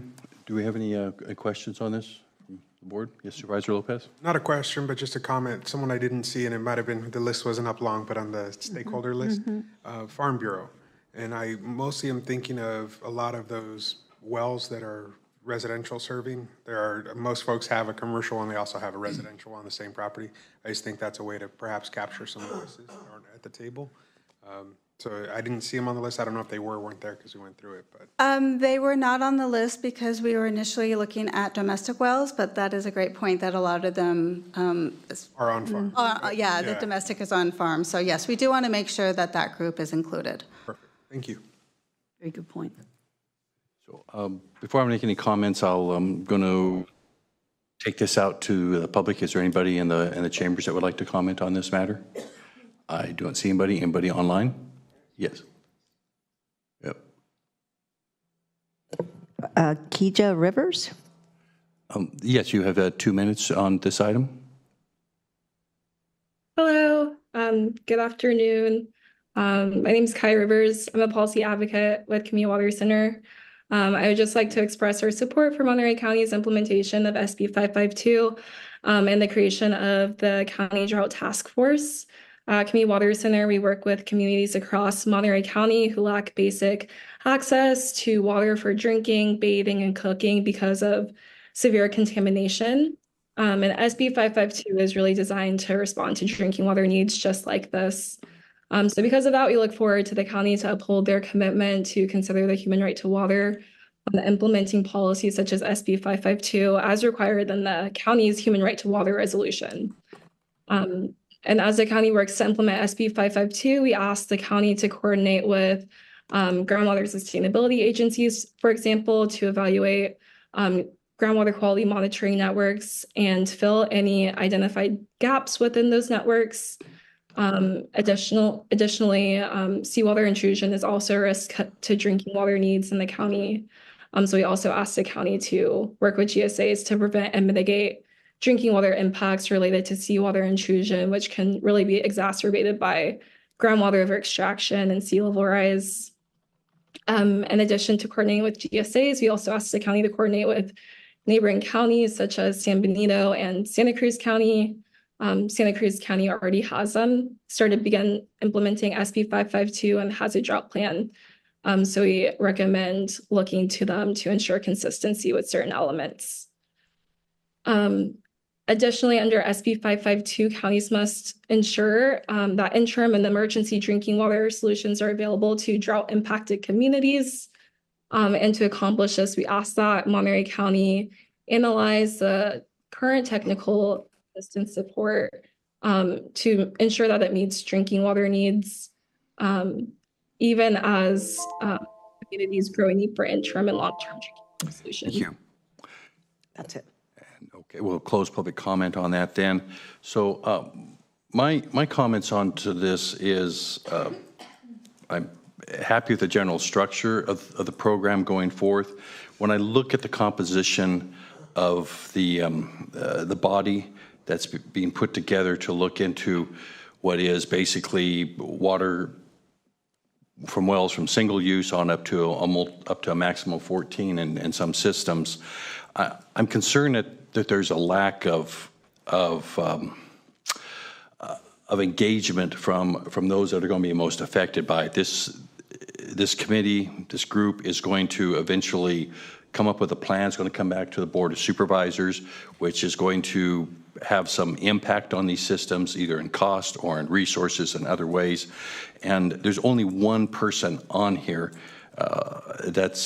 would be definitely connected to a small water system, and that's the one representative of a small water system that would be appointed. When I look at a lot of the other memberships, I see the GSA here in the Salinas Valley. I see, for example, Monterey Peninsula Water Management Agency, but neither one of those groups understand the peculiar nature, the difficulties of small systems. And I'm afraid what will happen is that we're going to develop a list of recommendations that could be burdensome or otherwise not appropriate for these small systems. So while I'm okay with having that broader range of a picture of people, different agencies being on there, I would like to see it potentially even expanded. Supervisor Lopez suggested with the Farm Bureau, which I think is a good idea. I would also like to include not just a member from a small water system, which is from 5 to 14 connections, but somebody from a local water system, which is 2 to 4 connections, should be into there. There should also be a private well owner as well, because they're going to be impacted by this. And in addition, I think we need to some of these systems. This kind of is comparable but separate from Supervisor Lopez's suggestion. Some of these systems and even the individual well owners are small farms that operate within these systems, and they actually have the farms a small operation, I know there's many of them out in North County, that where there's a residential and an agricultural connection both into that system, and I think it's important to have somebody representing a system or an individual well owner. Well, I think it should be the system, actually, because we're already going to cover one with the Farm Bureau, with the individual well owner. So it needs to be somebody in one of the either the local or the small systems that where that system has some kind of connection to agriculture in some way, because if we deal with drought, we're going to have to balance those residential needs with those agricultural needs. So I hope I'm clear then what I'm asking for, and I think what Supervisor Lopez is adding 4 more membership, 1 from the Farm Bureau, actually, yeah, 4, I believe, 5 actually. 1 from the Farm Bureau, 1 from with an agricultural connection on either a local or small water system, a private well owner, and a local water system. I guess actually it was 4 because you already have the small water system into there. Just a couple more. When you're recruiting, there's 2 good groups that I would reach out to. One is the Arroyo Seco Citizens Association, ASCA, and the other is the Southern Monterey County Rural Coalition, which is the Lockwood Valley area that I think would both like to at least try to advocate to have one of their folks on the board. I can share that it's important. I know when we were setting up the GSA, I was an appointment from this board as a de minimis user, and I've gone through the experience of losing a well due to drought and having to go through the process of drilling a new one. Now that costs more than I paid for my house. It's an extremely painful and expensive process, but just encourage staff to throw as broad a net as possible, because I think the more of those voices we have at the table, the stronger the organization and input that we get is going to be. Thank you. And I think Supervisor Lopez brings up an important point here on geographical representation in here, because I do think, there should be at least one representative from each of our district. My district has the bulk of the small systems, but the needs, the challenges in District 3 and District 5 are going to be unique in their own. And if to balance that out, it means adding another spot into here for that geographical spot, then I think we should add another spot as well. But yes, Supervisor Adams, go ahead. Thank you. I would also urge you to include the Corralda Tierra area. And in fact, if you need a name of someone, I have someone who I would recommend serve on the committee. I think would be a good person to include. I also just had a couple of quick questions, just as a point of editing. The advisory group should be updated to include the proper title of the Department of Emergency Management. At this point, it's called the Office of Emergency Services, and now they're the DEM, the Department of Emergency Management. And I think this is covered, but I was wondering, where are the small water suppliers? And I think, this conversation has indicated, where we're finding those, and they are, and it certainly are the 3 of our districts. And then finally, I was just curious about this. It's a question of not knowing. Talk to me a little bit about the Community Water Center, and what does the interact with the County of Monterey, since they're based in Watsonville, Sacramento, and Visalia? Well, the public comment that we had earlier was actually from the Community Water Center. Right. So they do a lot of work in Monterey County. They have been working on consolidation projects and point of use projects for individual well owners and small systems for a pilot study, and the majority of those homes are in Monterey County.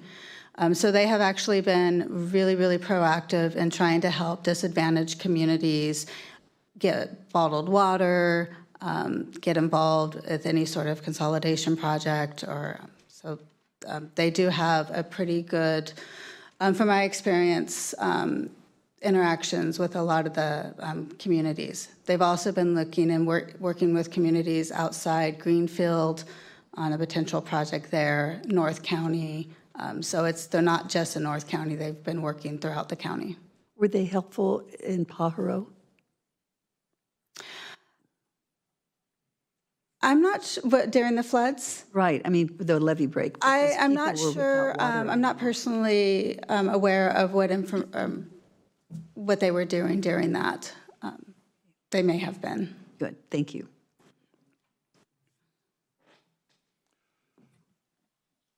With that, I guess, are we ready just to give directions as the board is presented today? Right, I'm happy to approve the staff's recommendation to form an advisory group with the expansions that we have discussed here at the dais. And I think they're looking for a CEQA funding too. And the CEQA. Oh, and the CEQA funding as well. Friendly amendment, second. We have a first and second, though. First holds. All in favor? Aye. Opposed? Motion carries. Thank you very much. With that, we'll recess the Board of Supervisors and call to order the Board of Supervisors of the Monterey County Water Resources Agency. May we have the roll call, please? Yes, good afternoon. Let the record reflect all supervisors are present with the exception of Supervisor Alejo and Supervisor Ru Askew, who are absent today. Do we have any additions or corrections? There are none. And are there any general public comments on items regarding the Monterey County Water Resources Agency? I see none. With that, we move to schedule item number 1, which is for an update on the development of the groundwater monitoring regulatory program and fees.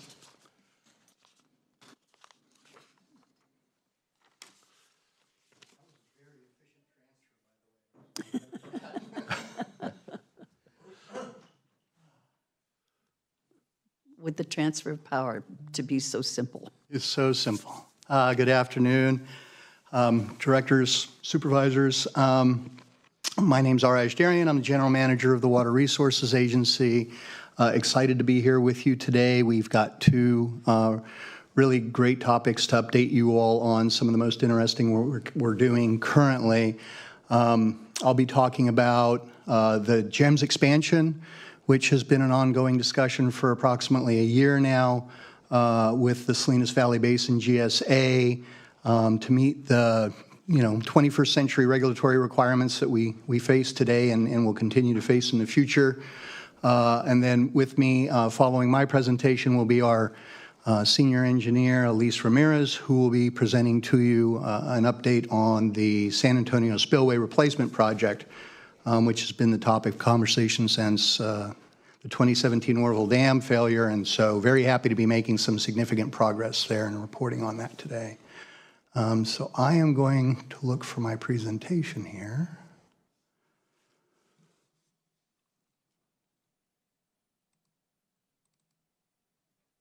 Yay.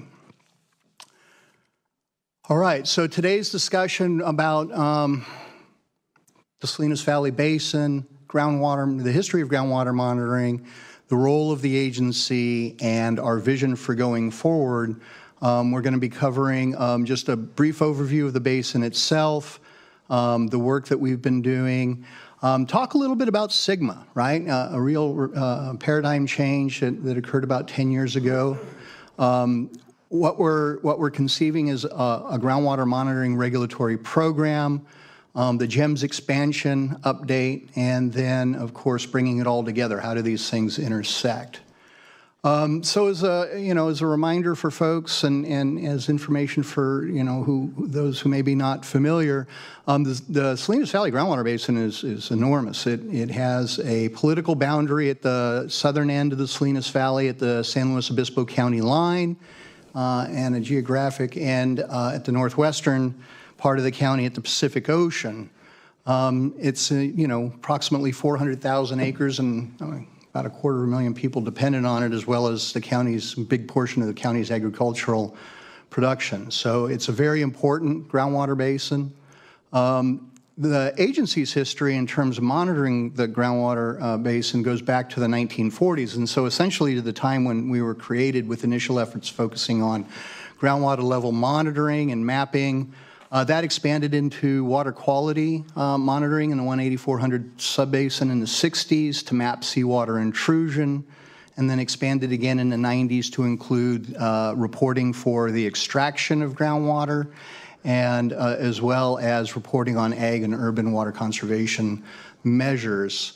And these two initiatives that were developed by the agency and the county for its own purposes and in its own time really were fortuitous, right? They laid a very strong foundation for us in terms of moving forward and being, pre-prepared, if you will, for the Sustainable Groundwater Management Act when it came along.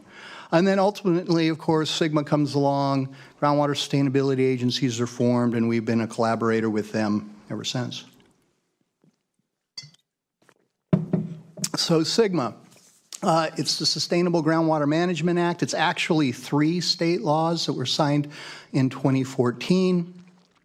In general, it mandates that groundwater sustainability be achieved by 2040 or 2042, depending on the specific status of the basin or subbasin.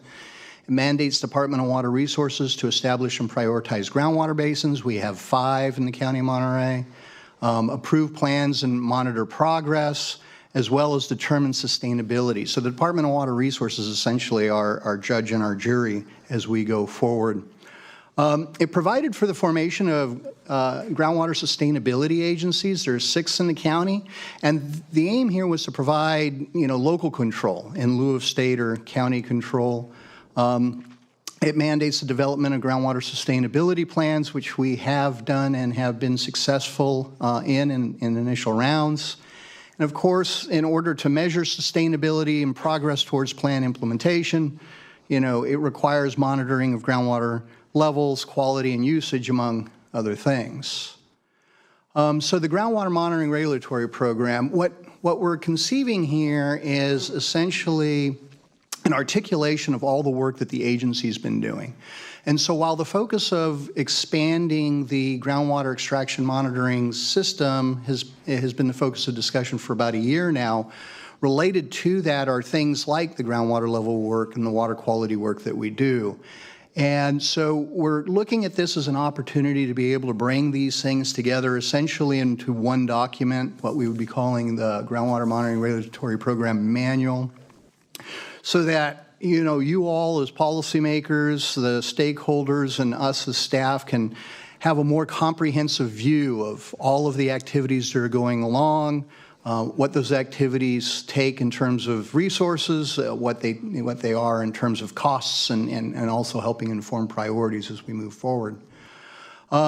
Bringing this all together leverages the 75 years of agency expertise, and it also advances a number of the agency's strategic planning goals, include planning and new project strategies, financial sustainability, and core service strategies. And so close alignment in a number of areas.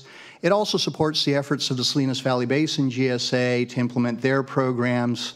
And we also are aiming here to create opportunities to consolidate monitoring efforts under one effort to help streamline the work and bring about some efficiencies that may not exist today. And so while what we're talking about could be occurring on a county-wide basis, what we're currently focused on is consolidating, expanding efforts under or within the existing Salinas Valley Basin, right? I don't want to create questions or concerns outside of that geographic space about, is something new coming my way? That's not the case at this time.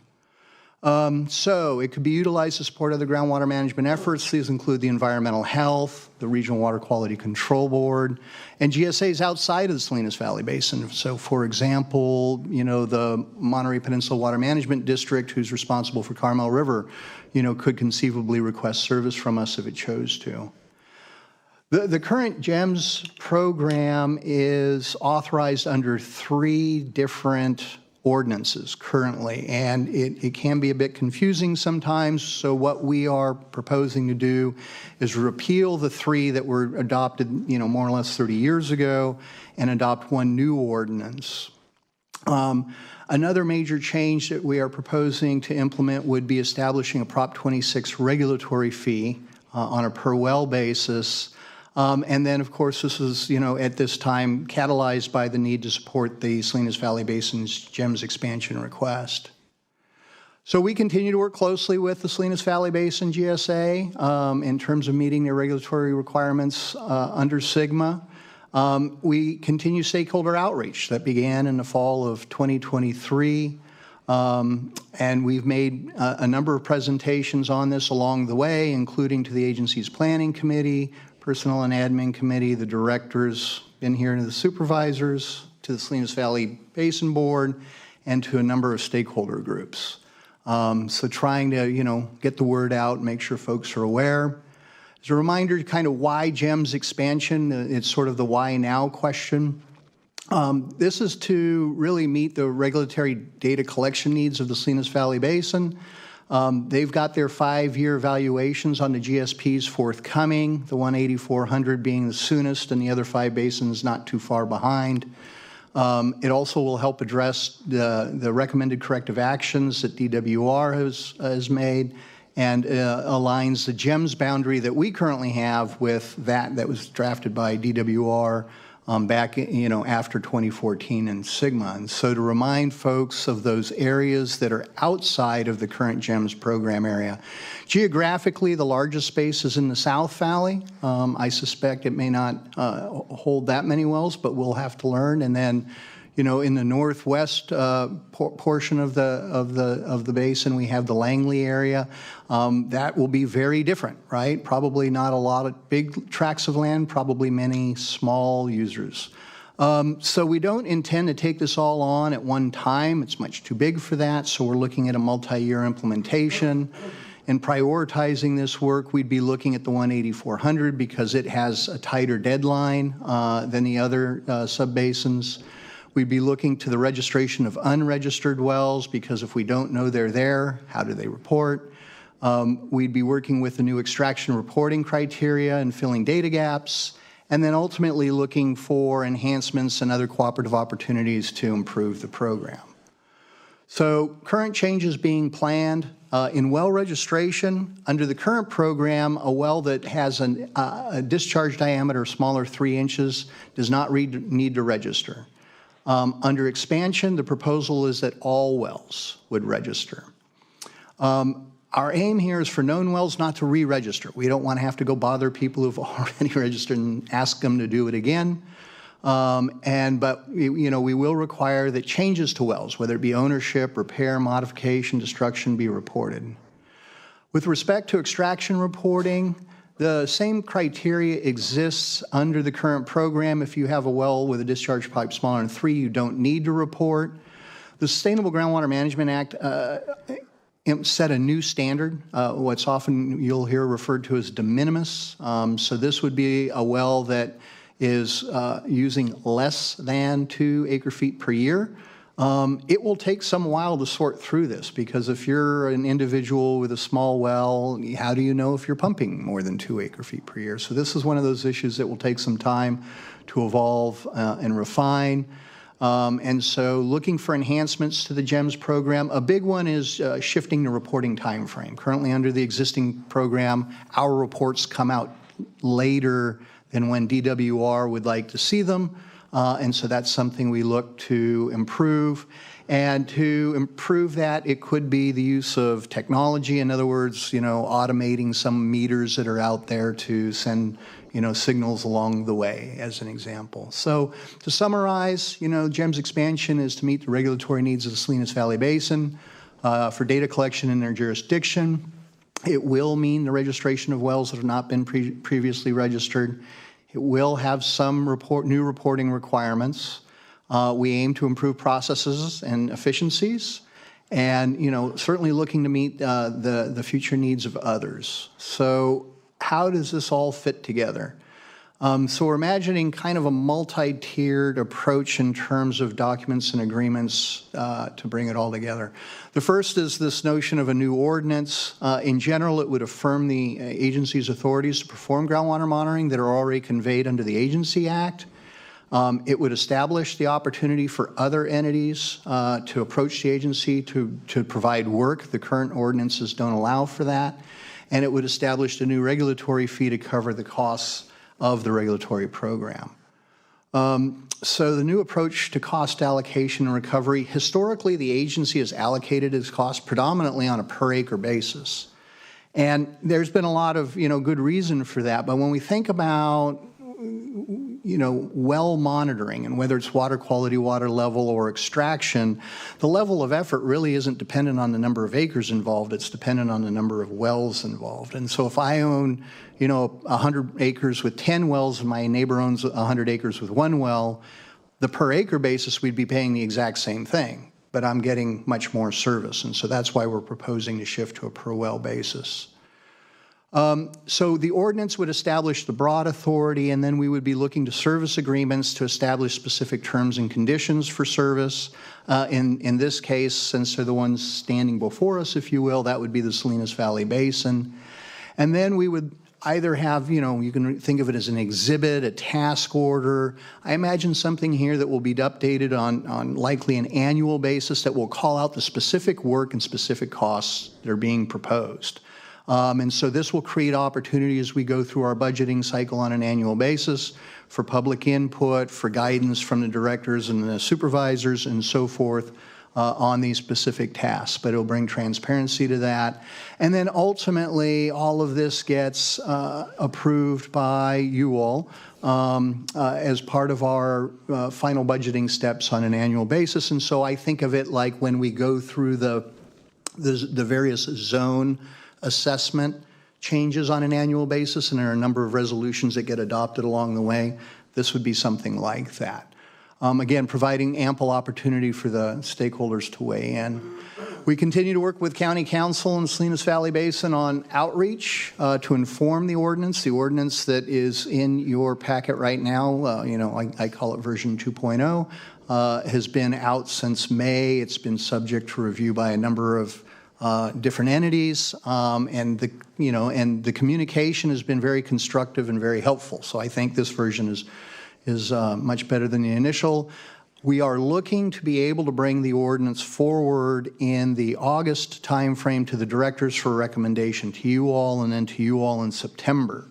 So we will continue to seek, more input over the next month. I imagine the August version will be a little bit different than the July version, but I'm hoping you're looking at the 80% solution and not a 20% solution. And so we'll continue developing our own manual for the groundwater monitoring regulatory program. So as part of your packet, you see the initial draft of that. And as we at the agency are striving towards developing program-based budgets, ultimately what you'll see there is a manual that describes the universe of groundwater monitoring activities that we perform, the associated costs. And so, again, you all as decision makers, or the stakeholder community, or we as staff have a place to go and understand what is going on there. And then finally, the nexus study for the proposed regulatory fee has begun. The schedule for that, we are aiming for completion of that by November 1.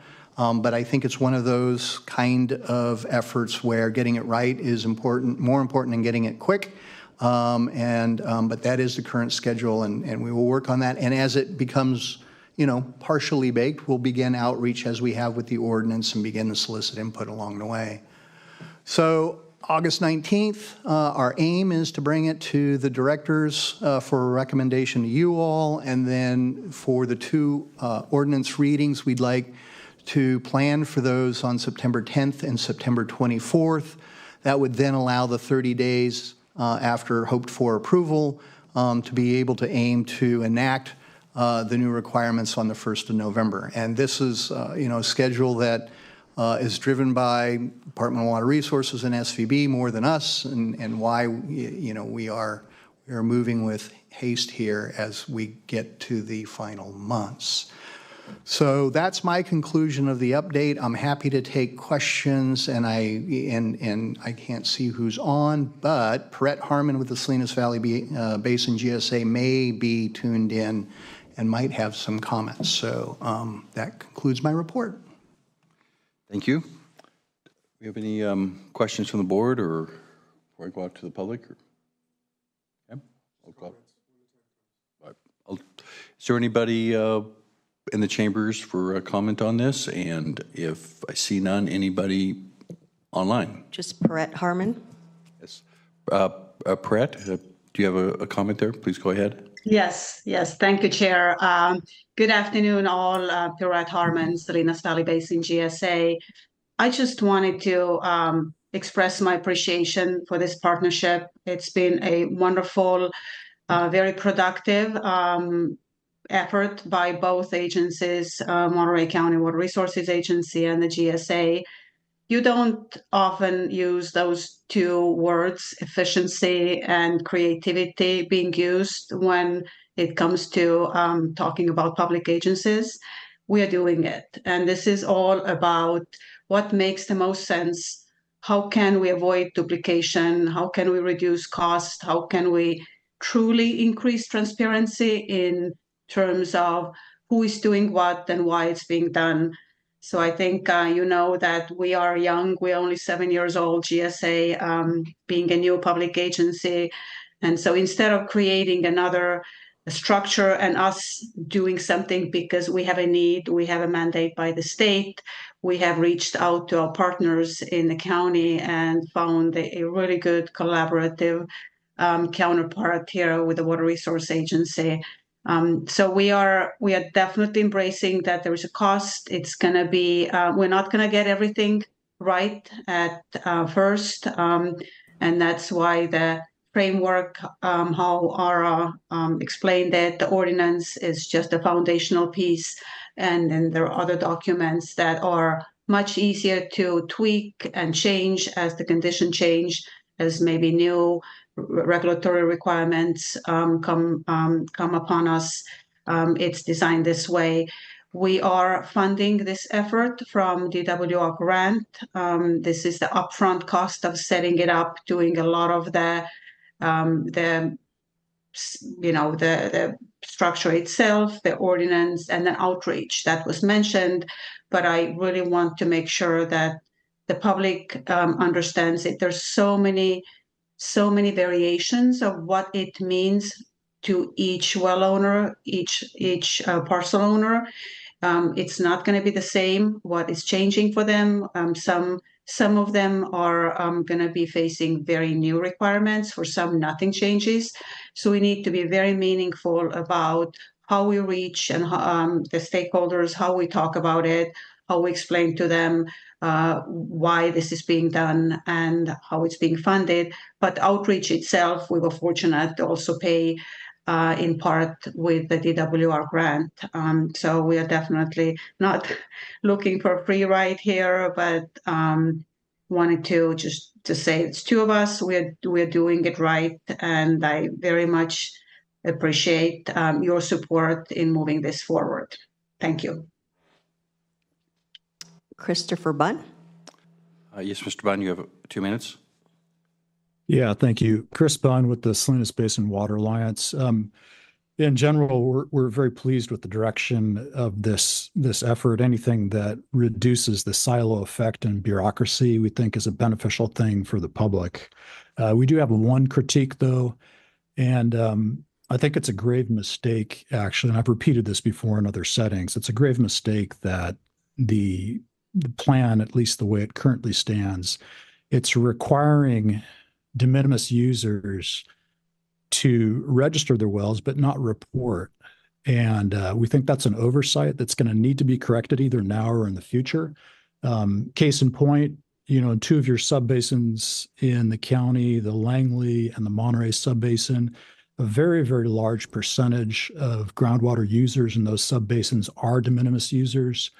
So to neglect to gather their data is going to skew both the reporting in those areas, but also how the benefit assessments and costs are going to play out.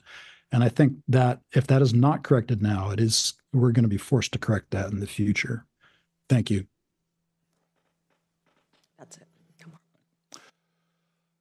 All right, going back here to the board. I do notice, that the Langley is left out also, not just the Langley, but the northern boundary, the 18400 as well. The way the map is drawn across there, it looks like it covers part of that as excluded. While I understand Mr. Bunn's point on that, up in those two areas, they really aren't fed from the river. The water is pretty much recharged from precipitation, so it's a little different situation there. Excuse me. I do want to just point out on that particular part, though, getting information is always an important step forward and analyzing situations, and that point is well made. Is there, yes, Supervisor Lopez? Yeah, just appreciate the work that's gone into this. I know it's extensive and there's still details to be worked out, so as we work through the details.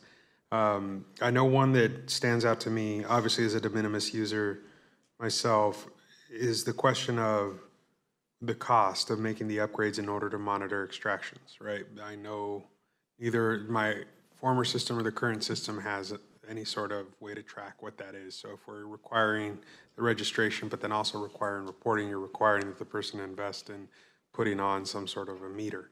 And that's the point then where I start to wonder for folks, especially with older systems, once you touch something that's not been broken, you can break it. And I worry about sort of that step in the process and then the reporting system and requirements. So as you work through the details, it's just something to keep in the back of your mind for those de minimis users.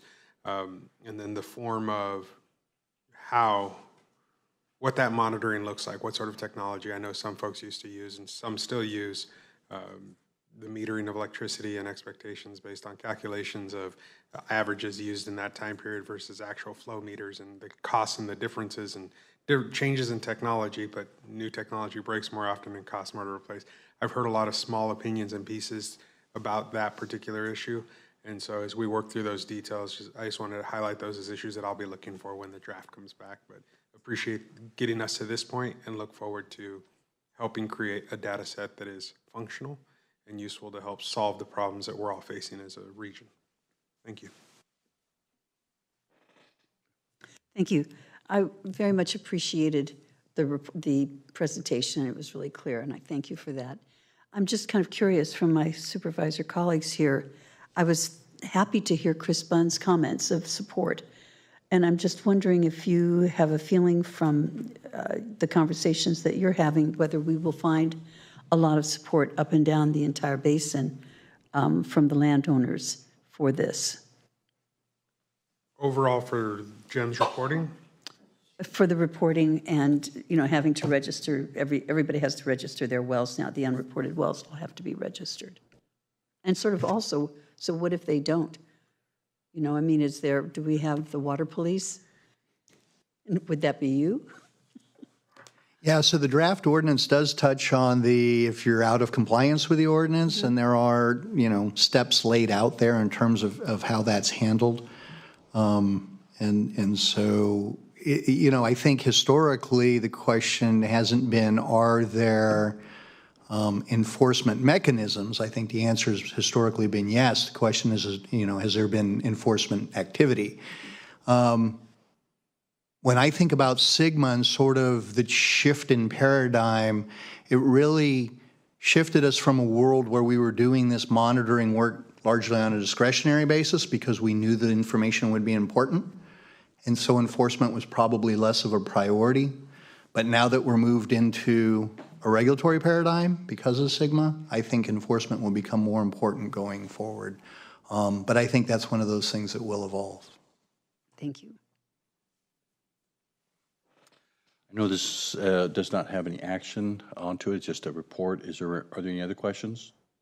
I believe Mr. Asdarian, we appreciate your report and your update. Thank you very much, Chair. And again, invite you and everyone else who's interested.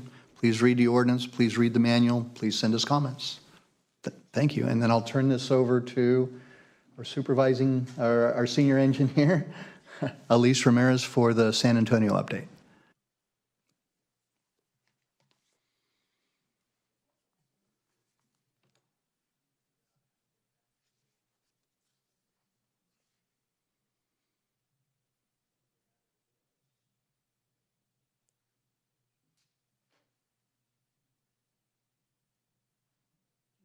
Do you need help on that? We have. All right, good.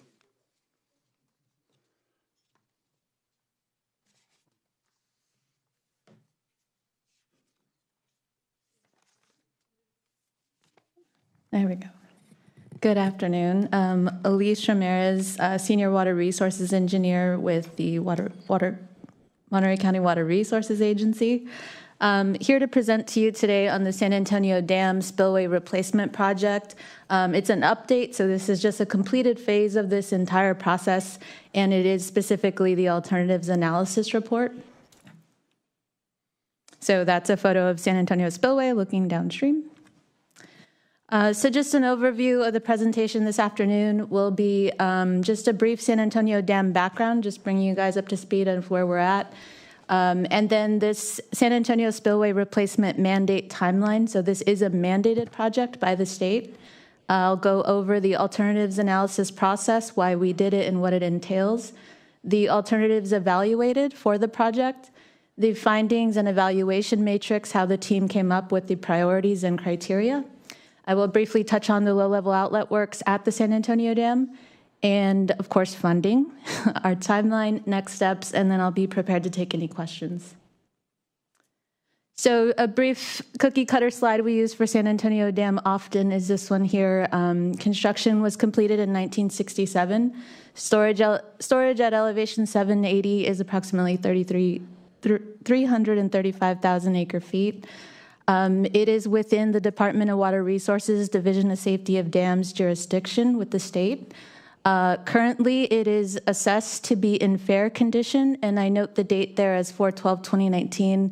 Prior to that, it was considered satisfactory for the majority of its lifetime, and the reason that it was downgraded to fair was because of the spillway findings or deficiencies on the condition assessment, so that is key to this project.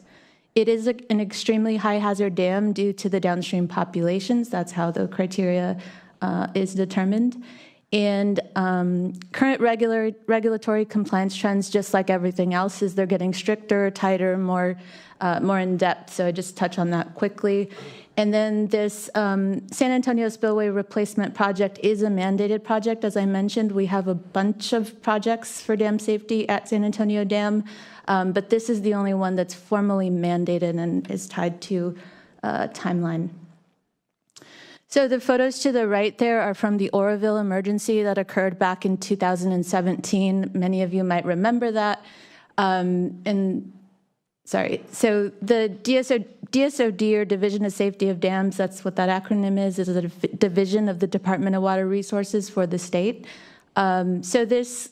Because of this disaster, they did require all high hazard dams to perform condition assessments of their facilities. So as the agency, we performed these condition assessments for Nacimiento and San Antonio. They were required, and we completed those in 2018.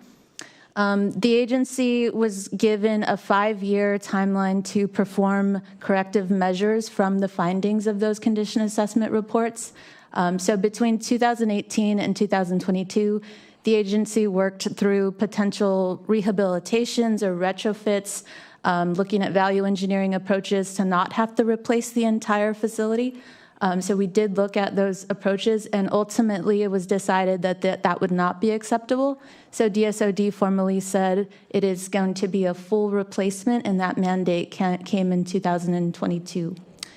The agency contracted with McMillan and Associates at the Board of Directors in September of 2023. And since then, they initially started with the PMF update, or a probable maximum flood. Just to briefly nerd out, that is just the amount of water that the spillway needs to carry. So we needed to determine that that number was correct prior to redesigning this thing. So that was confirmed. And then now we're moving on to the alternatives analysis, which June 2024, I also presented this at the Board of Directors. So that's that date there.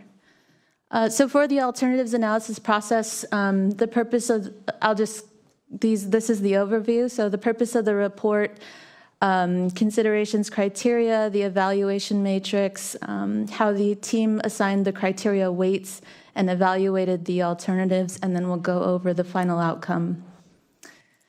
So those of you that aren't familiar, the agency did have a tunnel, or does have a project, the Interlake Tunnel, where portions of that project were to raise the spillway. I want to make it clear that this project is not part of that tunnel project. This is a mandated project for the replacement of the spillway. It does not include the spillway raise. So the point of this slide being that we didn't start from ground zero. We did have some initial idea or some analysis, some 30% design ideas on options for the spillway control structure and how that could look. So those are some of the options that were discussed as part of the tunnel project. So just briefly showing how we got to be able to move forward pretty quickly. And the options that were evaluated, There were 10 of them, and primarily including the control structure, which is, the headworks, the location, and then the terminal structure or the outfall. So on the left there, you see a photo of the control structure of the existing San Antonio spillway. It is considered passive because essentially the water that shows up there or goes above the crest will fall over and spill. To the right is an example of what we would consider a controlled structure or a controlled outlet structure. And you can see there that those are some gates that would raise. So you have operational control in a system like that, so that would be considered controlled. As mentioned, we did discuss potential alignment or relocation of the spillway. So at the top, that is the existing alignment. So you'll see it curves there. It's got our access road. And then on the bottom, you'll see the existing spillway at the bottom of that aerial photo. And then the proposed location, which would straighten out the alignment of the spillway, which would simplify the hydraulics, or how the water moves. And then that was the location we looked at. So for the terminal structure, there were two, and this is the outfall. So there were two options evaluated, and the difference between these two just being that it's energy dissipation, so how the water is going to move through the spillway and then be dissipated into the existing stream. So the option on the bottom, which we call type 2, that has energy dissipating blocks there, so it would be shorter than the option at the top, so essentially you would dissipate the energy quicker. So the alternatives evaluated were essentially mixes and combinations of the three previous slides. So controlled versus passive, location variation, and then also the difference of terminal structures. So there are 10 alternatives, but there's really 2 or 3 that are basically the difference of the combinations that I just showed you. So one of them is a do nothing. That is something that needs to be evaluated for the environmental process. That's option 1. So how did we determine the evaluation criteria? The agency and project team needed to determine what were our priorities. Our priority is always dam safety. And then after that, be operational impacts, constructability, feasibility, environmental impacts, the design approach, and then, of course, the cost. So for each category, we determined a set of items to evaluate. We evaluated these with a scale of 1 to 10, how critical, how different each alternative would compare to one another. So for dam safety, these were the criteria and definitions.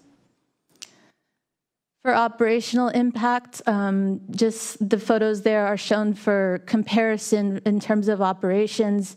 The maintenance required on the photo on the left of the existing spillway is rather minimal compared to something like the alternative on the right. And that would need, painting or torquing of bolts. There's a lot more going on that type of control structure that would require operational or maintenance. Constructability, so the space availability, the geotechnical considerations, how the grading would be impacted at the site were all considered. And of course, environmental impacts, habitat impacts, water release impacts. And of course, the design approach, or my favorite slide, the nerdy stuff. So there is a fault line at the OG crest of the existing structure. There are very interesting geologic features throughout the site. So all of that was considered. And then, of course, costs. So total capital costs, project life, and life cycle. So once we had our criteria, we determined our priorities, and we went through every option with the previous criteria that we talked about. We had to assign the weighting. So this is where it came to, where do we set our priorities? Again, you can see dam safety coming in with 30% as our priority. Remember, we are doing this as a mandated project to satisfy the state for safety of the facility. So there were 10 alternatives. Alternative 4 scored at 72.5, and the the matrix or table is just too large to fit on a slide, so I just summarized the top 4 here for you. The next highest scoring was a 72.2, so you can see they're pretty close there in the top 3 to 4. And the differences mainly being the location. Both top 2 alternatives were the OG or passive control structure, the difference being the alignments. And this is just a further breakdown to include costs. So now we're looking, primarily we looked at dam safety, and then we moved on to adding in the cost factor to C since they were so close scoring. There you see a difference of approximately $28 million or so. So it becomes pretty clear that alternative 4 is the option that we're going to proceed with. One thing I do want to point out is these numbers, of course, are estimated construction costs. There are still total capital costs for the project, which could be for alternative 4 up to $76 million. Again, cost estimates for today's numbers, these could all change in the future. And the other thing to remember is that DSOD will need to comment and approve on this selected alternative. I will quickly talk about San Antonio low-level outlet works, this is because the engineering division did take a field trip to Anderson Dam, which is just to our north. And they do have a requirement for their spillway project to actually install a brand new low-level outlet facility. And as I mentioned before, we do have quite a significant amount of projects with aging infrastructure. This dam was built in 1967, so our low-level outlet works have had some dam safety projects in queue for quite some time. Excuse me. So the San Antonio low-level outlet works is just mentioned here because once we start construction on our spillway, our low-level outlet works will become our sole outlet at the dam, and that is a dam safety concern or dam safety item. Sorry. Item to address. So spillway funding, the McMillan contract for the probable maximum flood and alternatives analysis report was covered by Fund 116 or the dam fund for the agency. And then for the SB 104 Department of Water Resources $17 million grant, we'll be covering $3 million for the San Antonio spillway design and environmental permitting. There is a pending application for a grant for the design of the low-level outlet work. So those 8 projects previously mentioned, we have submitted a grant application. So SLO County does pay a percentage of the San Antonio facility maintenance and costs. So that is something also to consider for this project. We do have the design and environmental permitting funds secured, so we are just still to be determined for the construction portion, sorry. So for the timeline and next steps, this is kind of a little tour of presentations, the same presentation, but we are at the Board of Supervisors today, July 2024, but this was presented to our Board of Directors, our Reservoir Operations Committee, and then moving forward after today, we will be presenting at the SLO Water Commission in August. And that's because, as I mentioned before, SLO County does pay a portion of projects on San Antonio. We will be submitting the alternatives analysis report to DSOD at the end of this month. And then the timeline moving from there is DSOD's turnaround time for review and comment is said to be about 90 days right now, but it's also been said that could be longer, so we're just going to submit and hope that they are responsive by fall of 2024. And this project being mandated, our deadline is November 2024, so once we have our comments back on this proposal, we will be able to request our formal extension to that deadline. And then DSOD will also need to approve our work plan. And I can take any questions. I have one brief question. Thank you for the presentation, and it does, as you point out, it's very clear which path to choose on this. Yeah. The option from the cost and the benefit. You had mentioned that, I think it was 2017, that it was downgraded from satisfactory to fair. Mm-hmm. What is the range of gradings on a dam?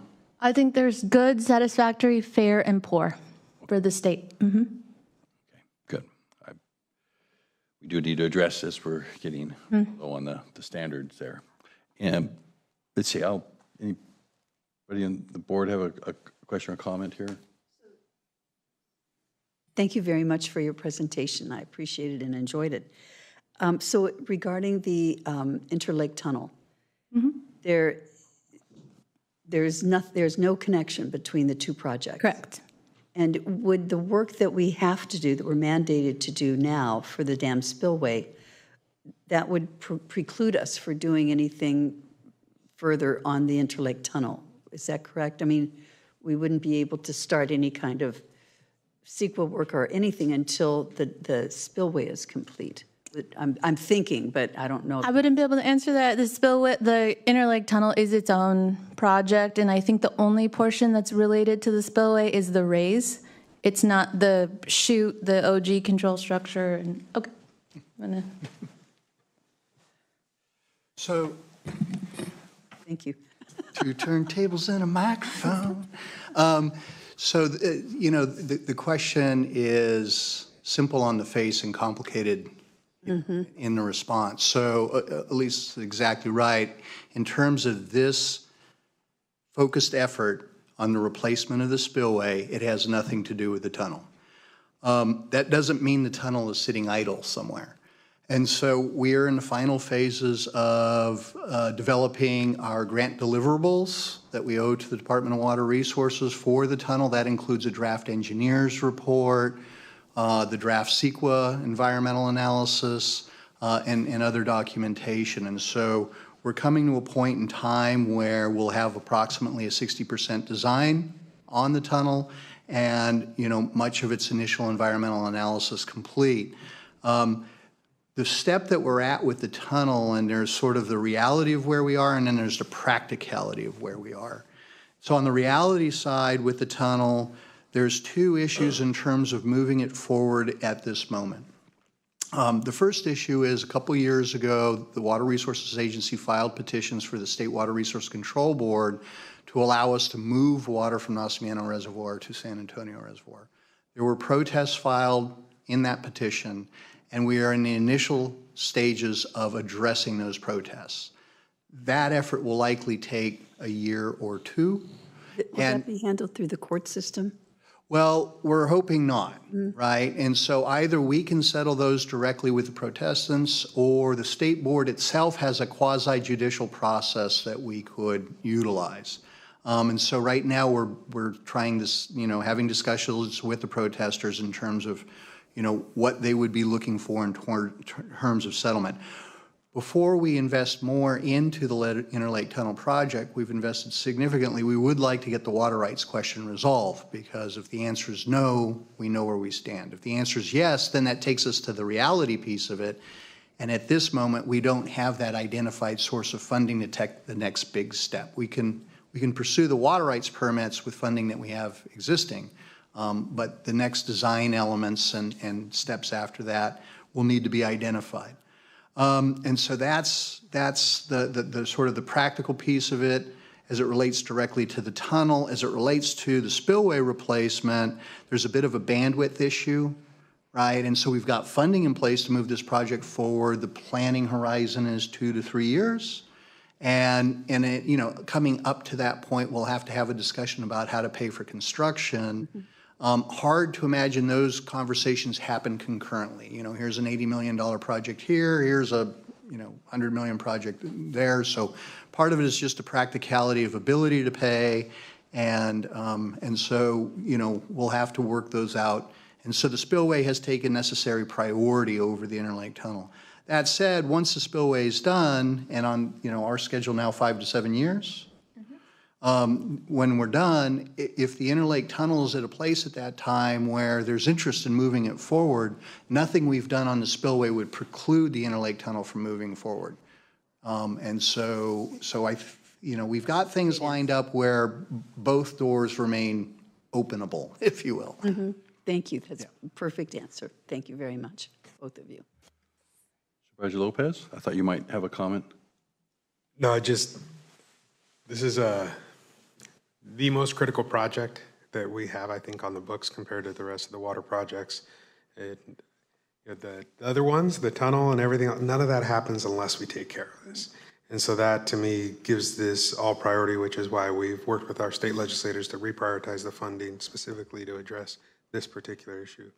So I appreciate the work that put us at the point we're at today. I know that there's a lot more ahead of us, especially finding the rest of the funding, and we continue to work with our partners to identify, draw down, and bring in the rest of that funding to the point that that will become, I think, the critical work over the next 2 to 3 years for us. But having an option selected, going out and getting all that feedback is critical. And so I know that this road tour isn't over yet, and I look forward to hearing all the different pieces that come back on this particular piece. But I know that doesn't matter who you talk to. I know that we can fight over water all day long, whether it's in north, south, east, west.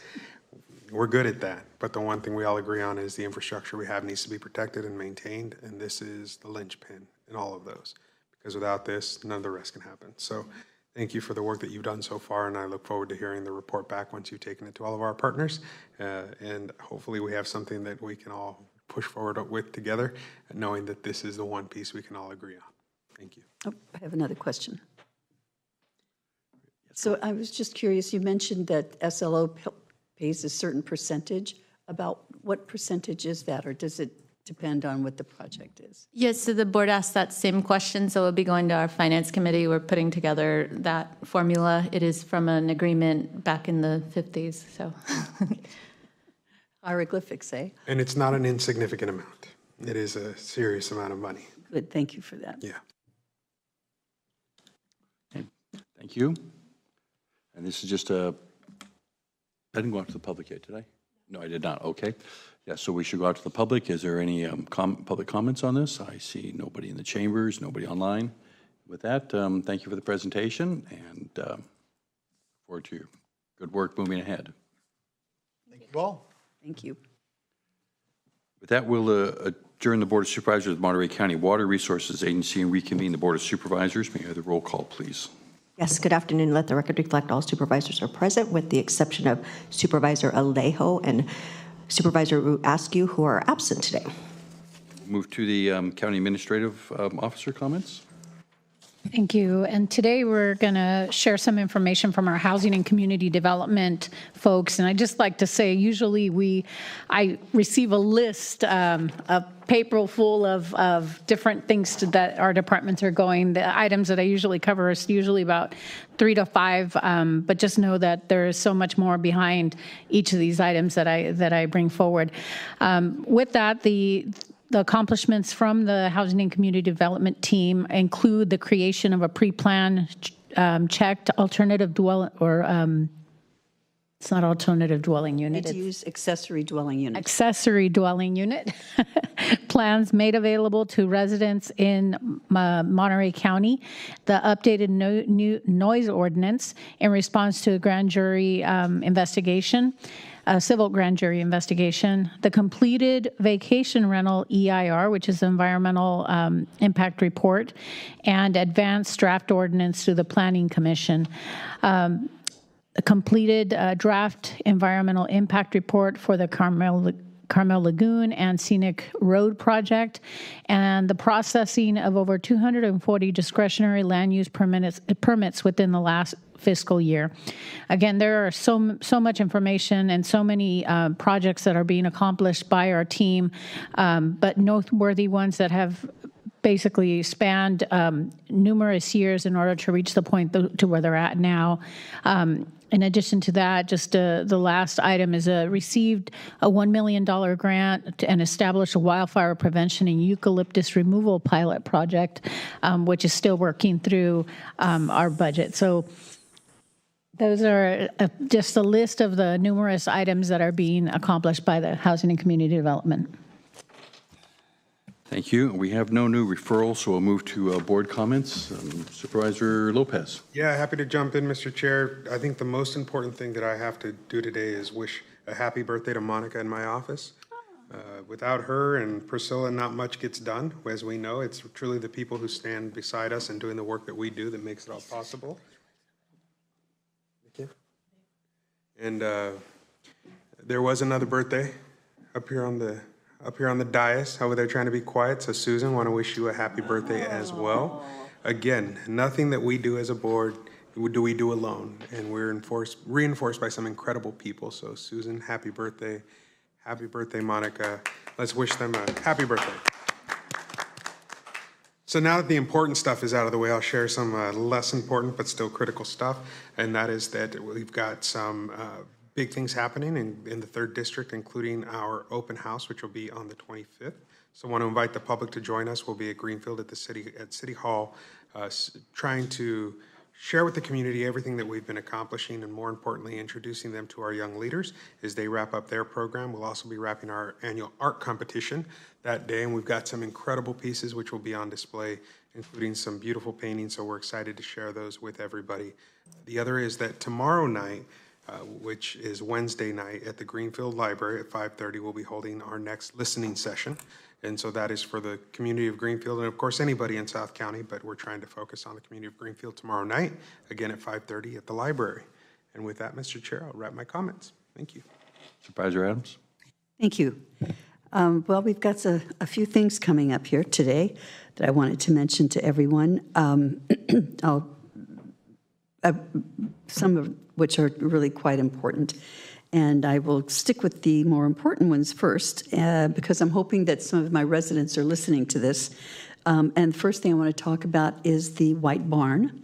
And I want to let my community know, especially my Carmel Valley community, that my colleagues have agreed to give us another essentially 30 days to come up with some sort of a community plan for the White Barn. I don't think there's a person in this dais that does not appreciate the historical value of this barn and the location in which it is. But if we want to do anything with it at this point, we're going to have to come up with a community plan. So my team and I are going to organize a community meeting someplace in the village area, pull people together who want to talk about this to see if there's some way that we could form a study group or whatever we might want to call it to make every effort we can to take over the barn in a way that will be agreeable with the county.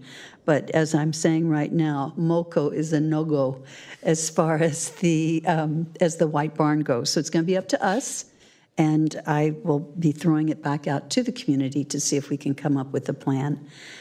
So that will be happening probably at the very beginning of August.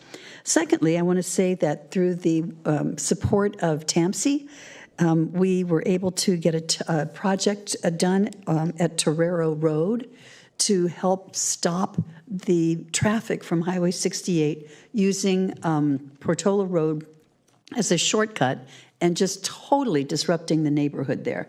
And it's really been a problem. I've held my own community meetings from time to time, but this time with TAMSI at the lead, we were able to get a pilot project going. I drove by this morning and traffic was moving so much better. So I'm very pleased and appreciate the work of the CHP as well as the Transportation Agency for this. Sticking with traffic, I have sad news to report, and that is that a pedestrian lost her life on Highway 1 just this past Saturday. My understanding is that the person was at the Soberanes Garapata Beach, Soberanes hiking trails, and it was just at that area that this happened. And it simply underscores so clearly the problems that we have on Highway 1, and my heart goes out to the people of Big Sur because they feel every one of these. It's just, it's like their main street, and to have this loss was really really tough. Some of the positive things that are happening from this is we've been working with the CHP to see if we are able to come up with a plan to contract with them to be able to monitor some of those very difficult areas at peak times, particularly on the weekends and particularly through the summer. So we'll be doing more to follow, more information to follow on that. This Thursday, I'm excited to be attending the Community Human Services annual meeting and at Corral de Tierra, and I'm going to be receiving an award at that meeting. That's one of the good things about retiring. If you ever worry about what you're going to put on the walls, no problem whatsoever. But at any rate, I'm very honored that they have selected to provide an award to me, and I'm looking forward to it. The Monterey Peninsula Chamber of Commerce is having its annual Business Excellence Award on Thursday evening, so that's really good. And then finally, I just want to call out, there was a very special resident in Carmel Valley who passed away, I think it was sometime last year in the winter. His name was Peter Coakley. He was very well regarded, a real community leader. At any rate, I just want to remind folks that on Saturday, July 20th, there is going to be a memorial service for him in the Carmel Valley. So those are the things that I wanted to bring forward. So thank you all. Few short comments. From me, we do have this Saturday, there's going to be the Prunedale Lions car show at the Prunedale Grange. This is, I think, their 3rd or 4th annual one. Always has a great turnout, a lot of classic cars there. The time is 9 to 3. And I would be derelict in mentioning that we have a big week coming up, the rodeo, and all its attending festivities. There is also on the 28th, the Moss Landing Street Fair, which is a great event if you've never been there. Lots of vendors, just a lot of good fun time out in Moss Landing, which is one of my favorite places in Monterey County. It's also an open house for the Elkhorn Yacht Club, and that is actually over in Moss Landing as well. And yes, there is a yacht club in Moss Landing. And with that, I will turn to County Council before we do any adjournment and memories. There's no reportable action from closed session. And we have 2 adjournment memories for. I'm going to do one here. I think Supervisor Adams is going to do the other. So I want to point out about the passing of Sig Matt on June 5th, 2024 in Salinas due to complications from a fall. He was born on June 9th, which just happens to be my birthday as well. So, June 9th, 1930, he was born in Kreuzberg, Germany. He married his wife Dell on January 9th, 1954. Together, they moved to the United States in 1963 and have been a resident in Prunedale since 1965, which is just about 60 years. Sig worked for the IBEW Local 234 in Castroville for at least 50 years. He also worked on the Alaska Pipeline, was involved in work on nuclear power plants. And Sig volunteered for numerous community organizations, was very active in North County. He was instrumental and active on San Juan Road Interchange Project, Prunedale Improvement Project, Highway 156 projects, San Miguel Canyon Flyover, Castroville Boulevard Roundabout, and North County water supply projects. I believe he worked with Supervisor Calcagno closely over the years. Sig was 94 years old. He led a healthy, happy life and is survived by his wife Dell and 3 sons, Chris, Dave, and Bernie, preceded in death by his son Jim. He will be sorely missed for his community activism. And Supervisor Adams. Thank you. We are going to be adjourning today for 2 people, but the one that I'd like to speak about is Rosine Kolkassi. Rosine was the co-founder of Rosine's Restaurant on Alvarado Street. It was originally at the Del Monte Shopping Center, and she moved from there to Alvarado. Rosine was 85 years old and died on July 9th following a stroke. The restaurant staff announced her passing in a social media post on Wednesday with a message from the Kolkassi family. She opened Rosine's in 1980, and it was the dream of Rosine and her husband Jim to have a restaurant. Today, the restaurant is a staple in Monterey, offering large portions of delicious food that include their signature desserts. Anyone who knows Rosine's knows that you put on weight just by walking in and looking at that pastry tray. They're just beautiful. My biggest concern is that she hadn't passed on the recipe for the carrot cake, but I understand we have share relatives that the recipes all went to the daughters. So I'm very thankful because the kids have taken over the restaurant, and I'm sure that it's going to be wonderful. She retired in 1991 to allow her children to take over more of the business, but she always loved to cook and continued to do so for many, many years. When she retired, she wasn't ready to retire, her son said. She would come in every Tuesday for meatloaf and baked all of her pies on Friday. People would line up around the corner on Fridays just for the pies. She made the best pie crust, and you could pop a piece in your mouth, and it would just melt. To this day, it's something that I haven't mastered yet, said her son. So all I can tell you is stick with the carrot cake. But at any rate, Rosine was known for her positive and her giving spirit. She also had a way of, she was known for living life to the fullest. She had a huge family and was completely absorbed with them as they were with her. She extended the kindness that she always had to anyone who stopped by the restaurant. She had the biggest heart and would never say anything negative about anyone. She'll be sorely missed, and Alvarado Street will be just a little bit less sweet because of the passing of Rosine, but her memory will live on for all of us forever. So thank you very much for allowing us to adjourn in Rosine Cassie's honor. And as well as Sigmat's. And so as we adjourn today, I want to point out that we're going to a 3-week recess, and we will return on August 13th, I believe. With that, the meeting is adjourned. Thank you.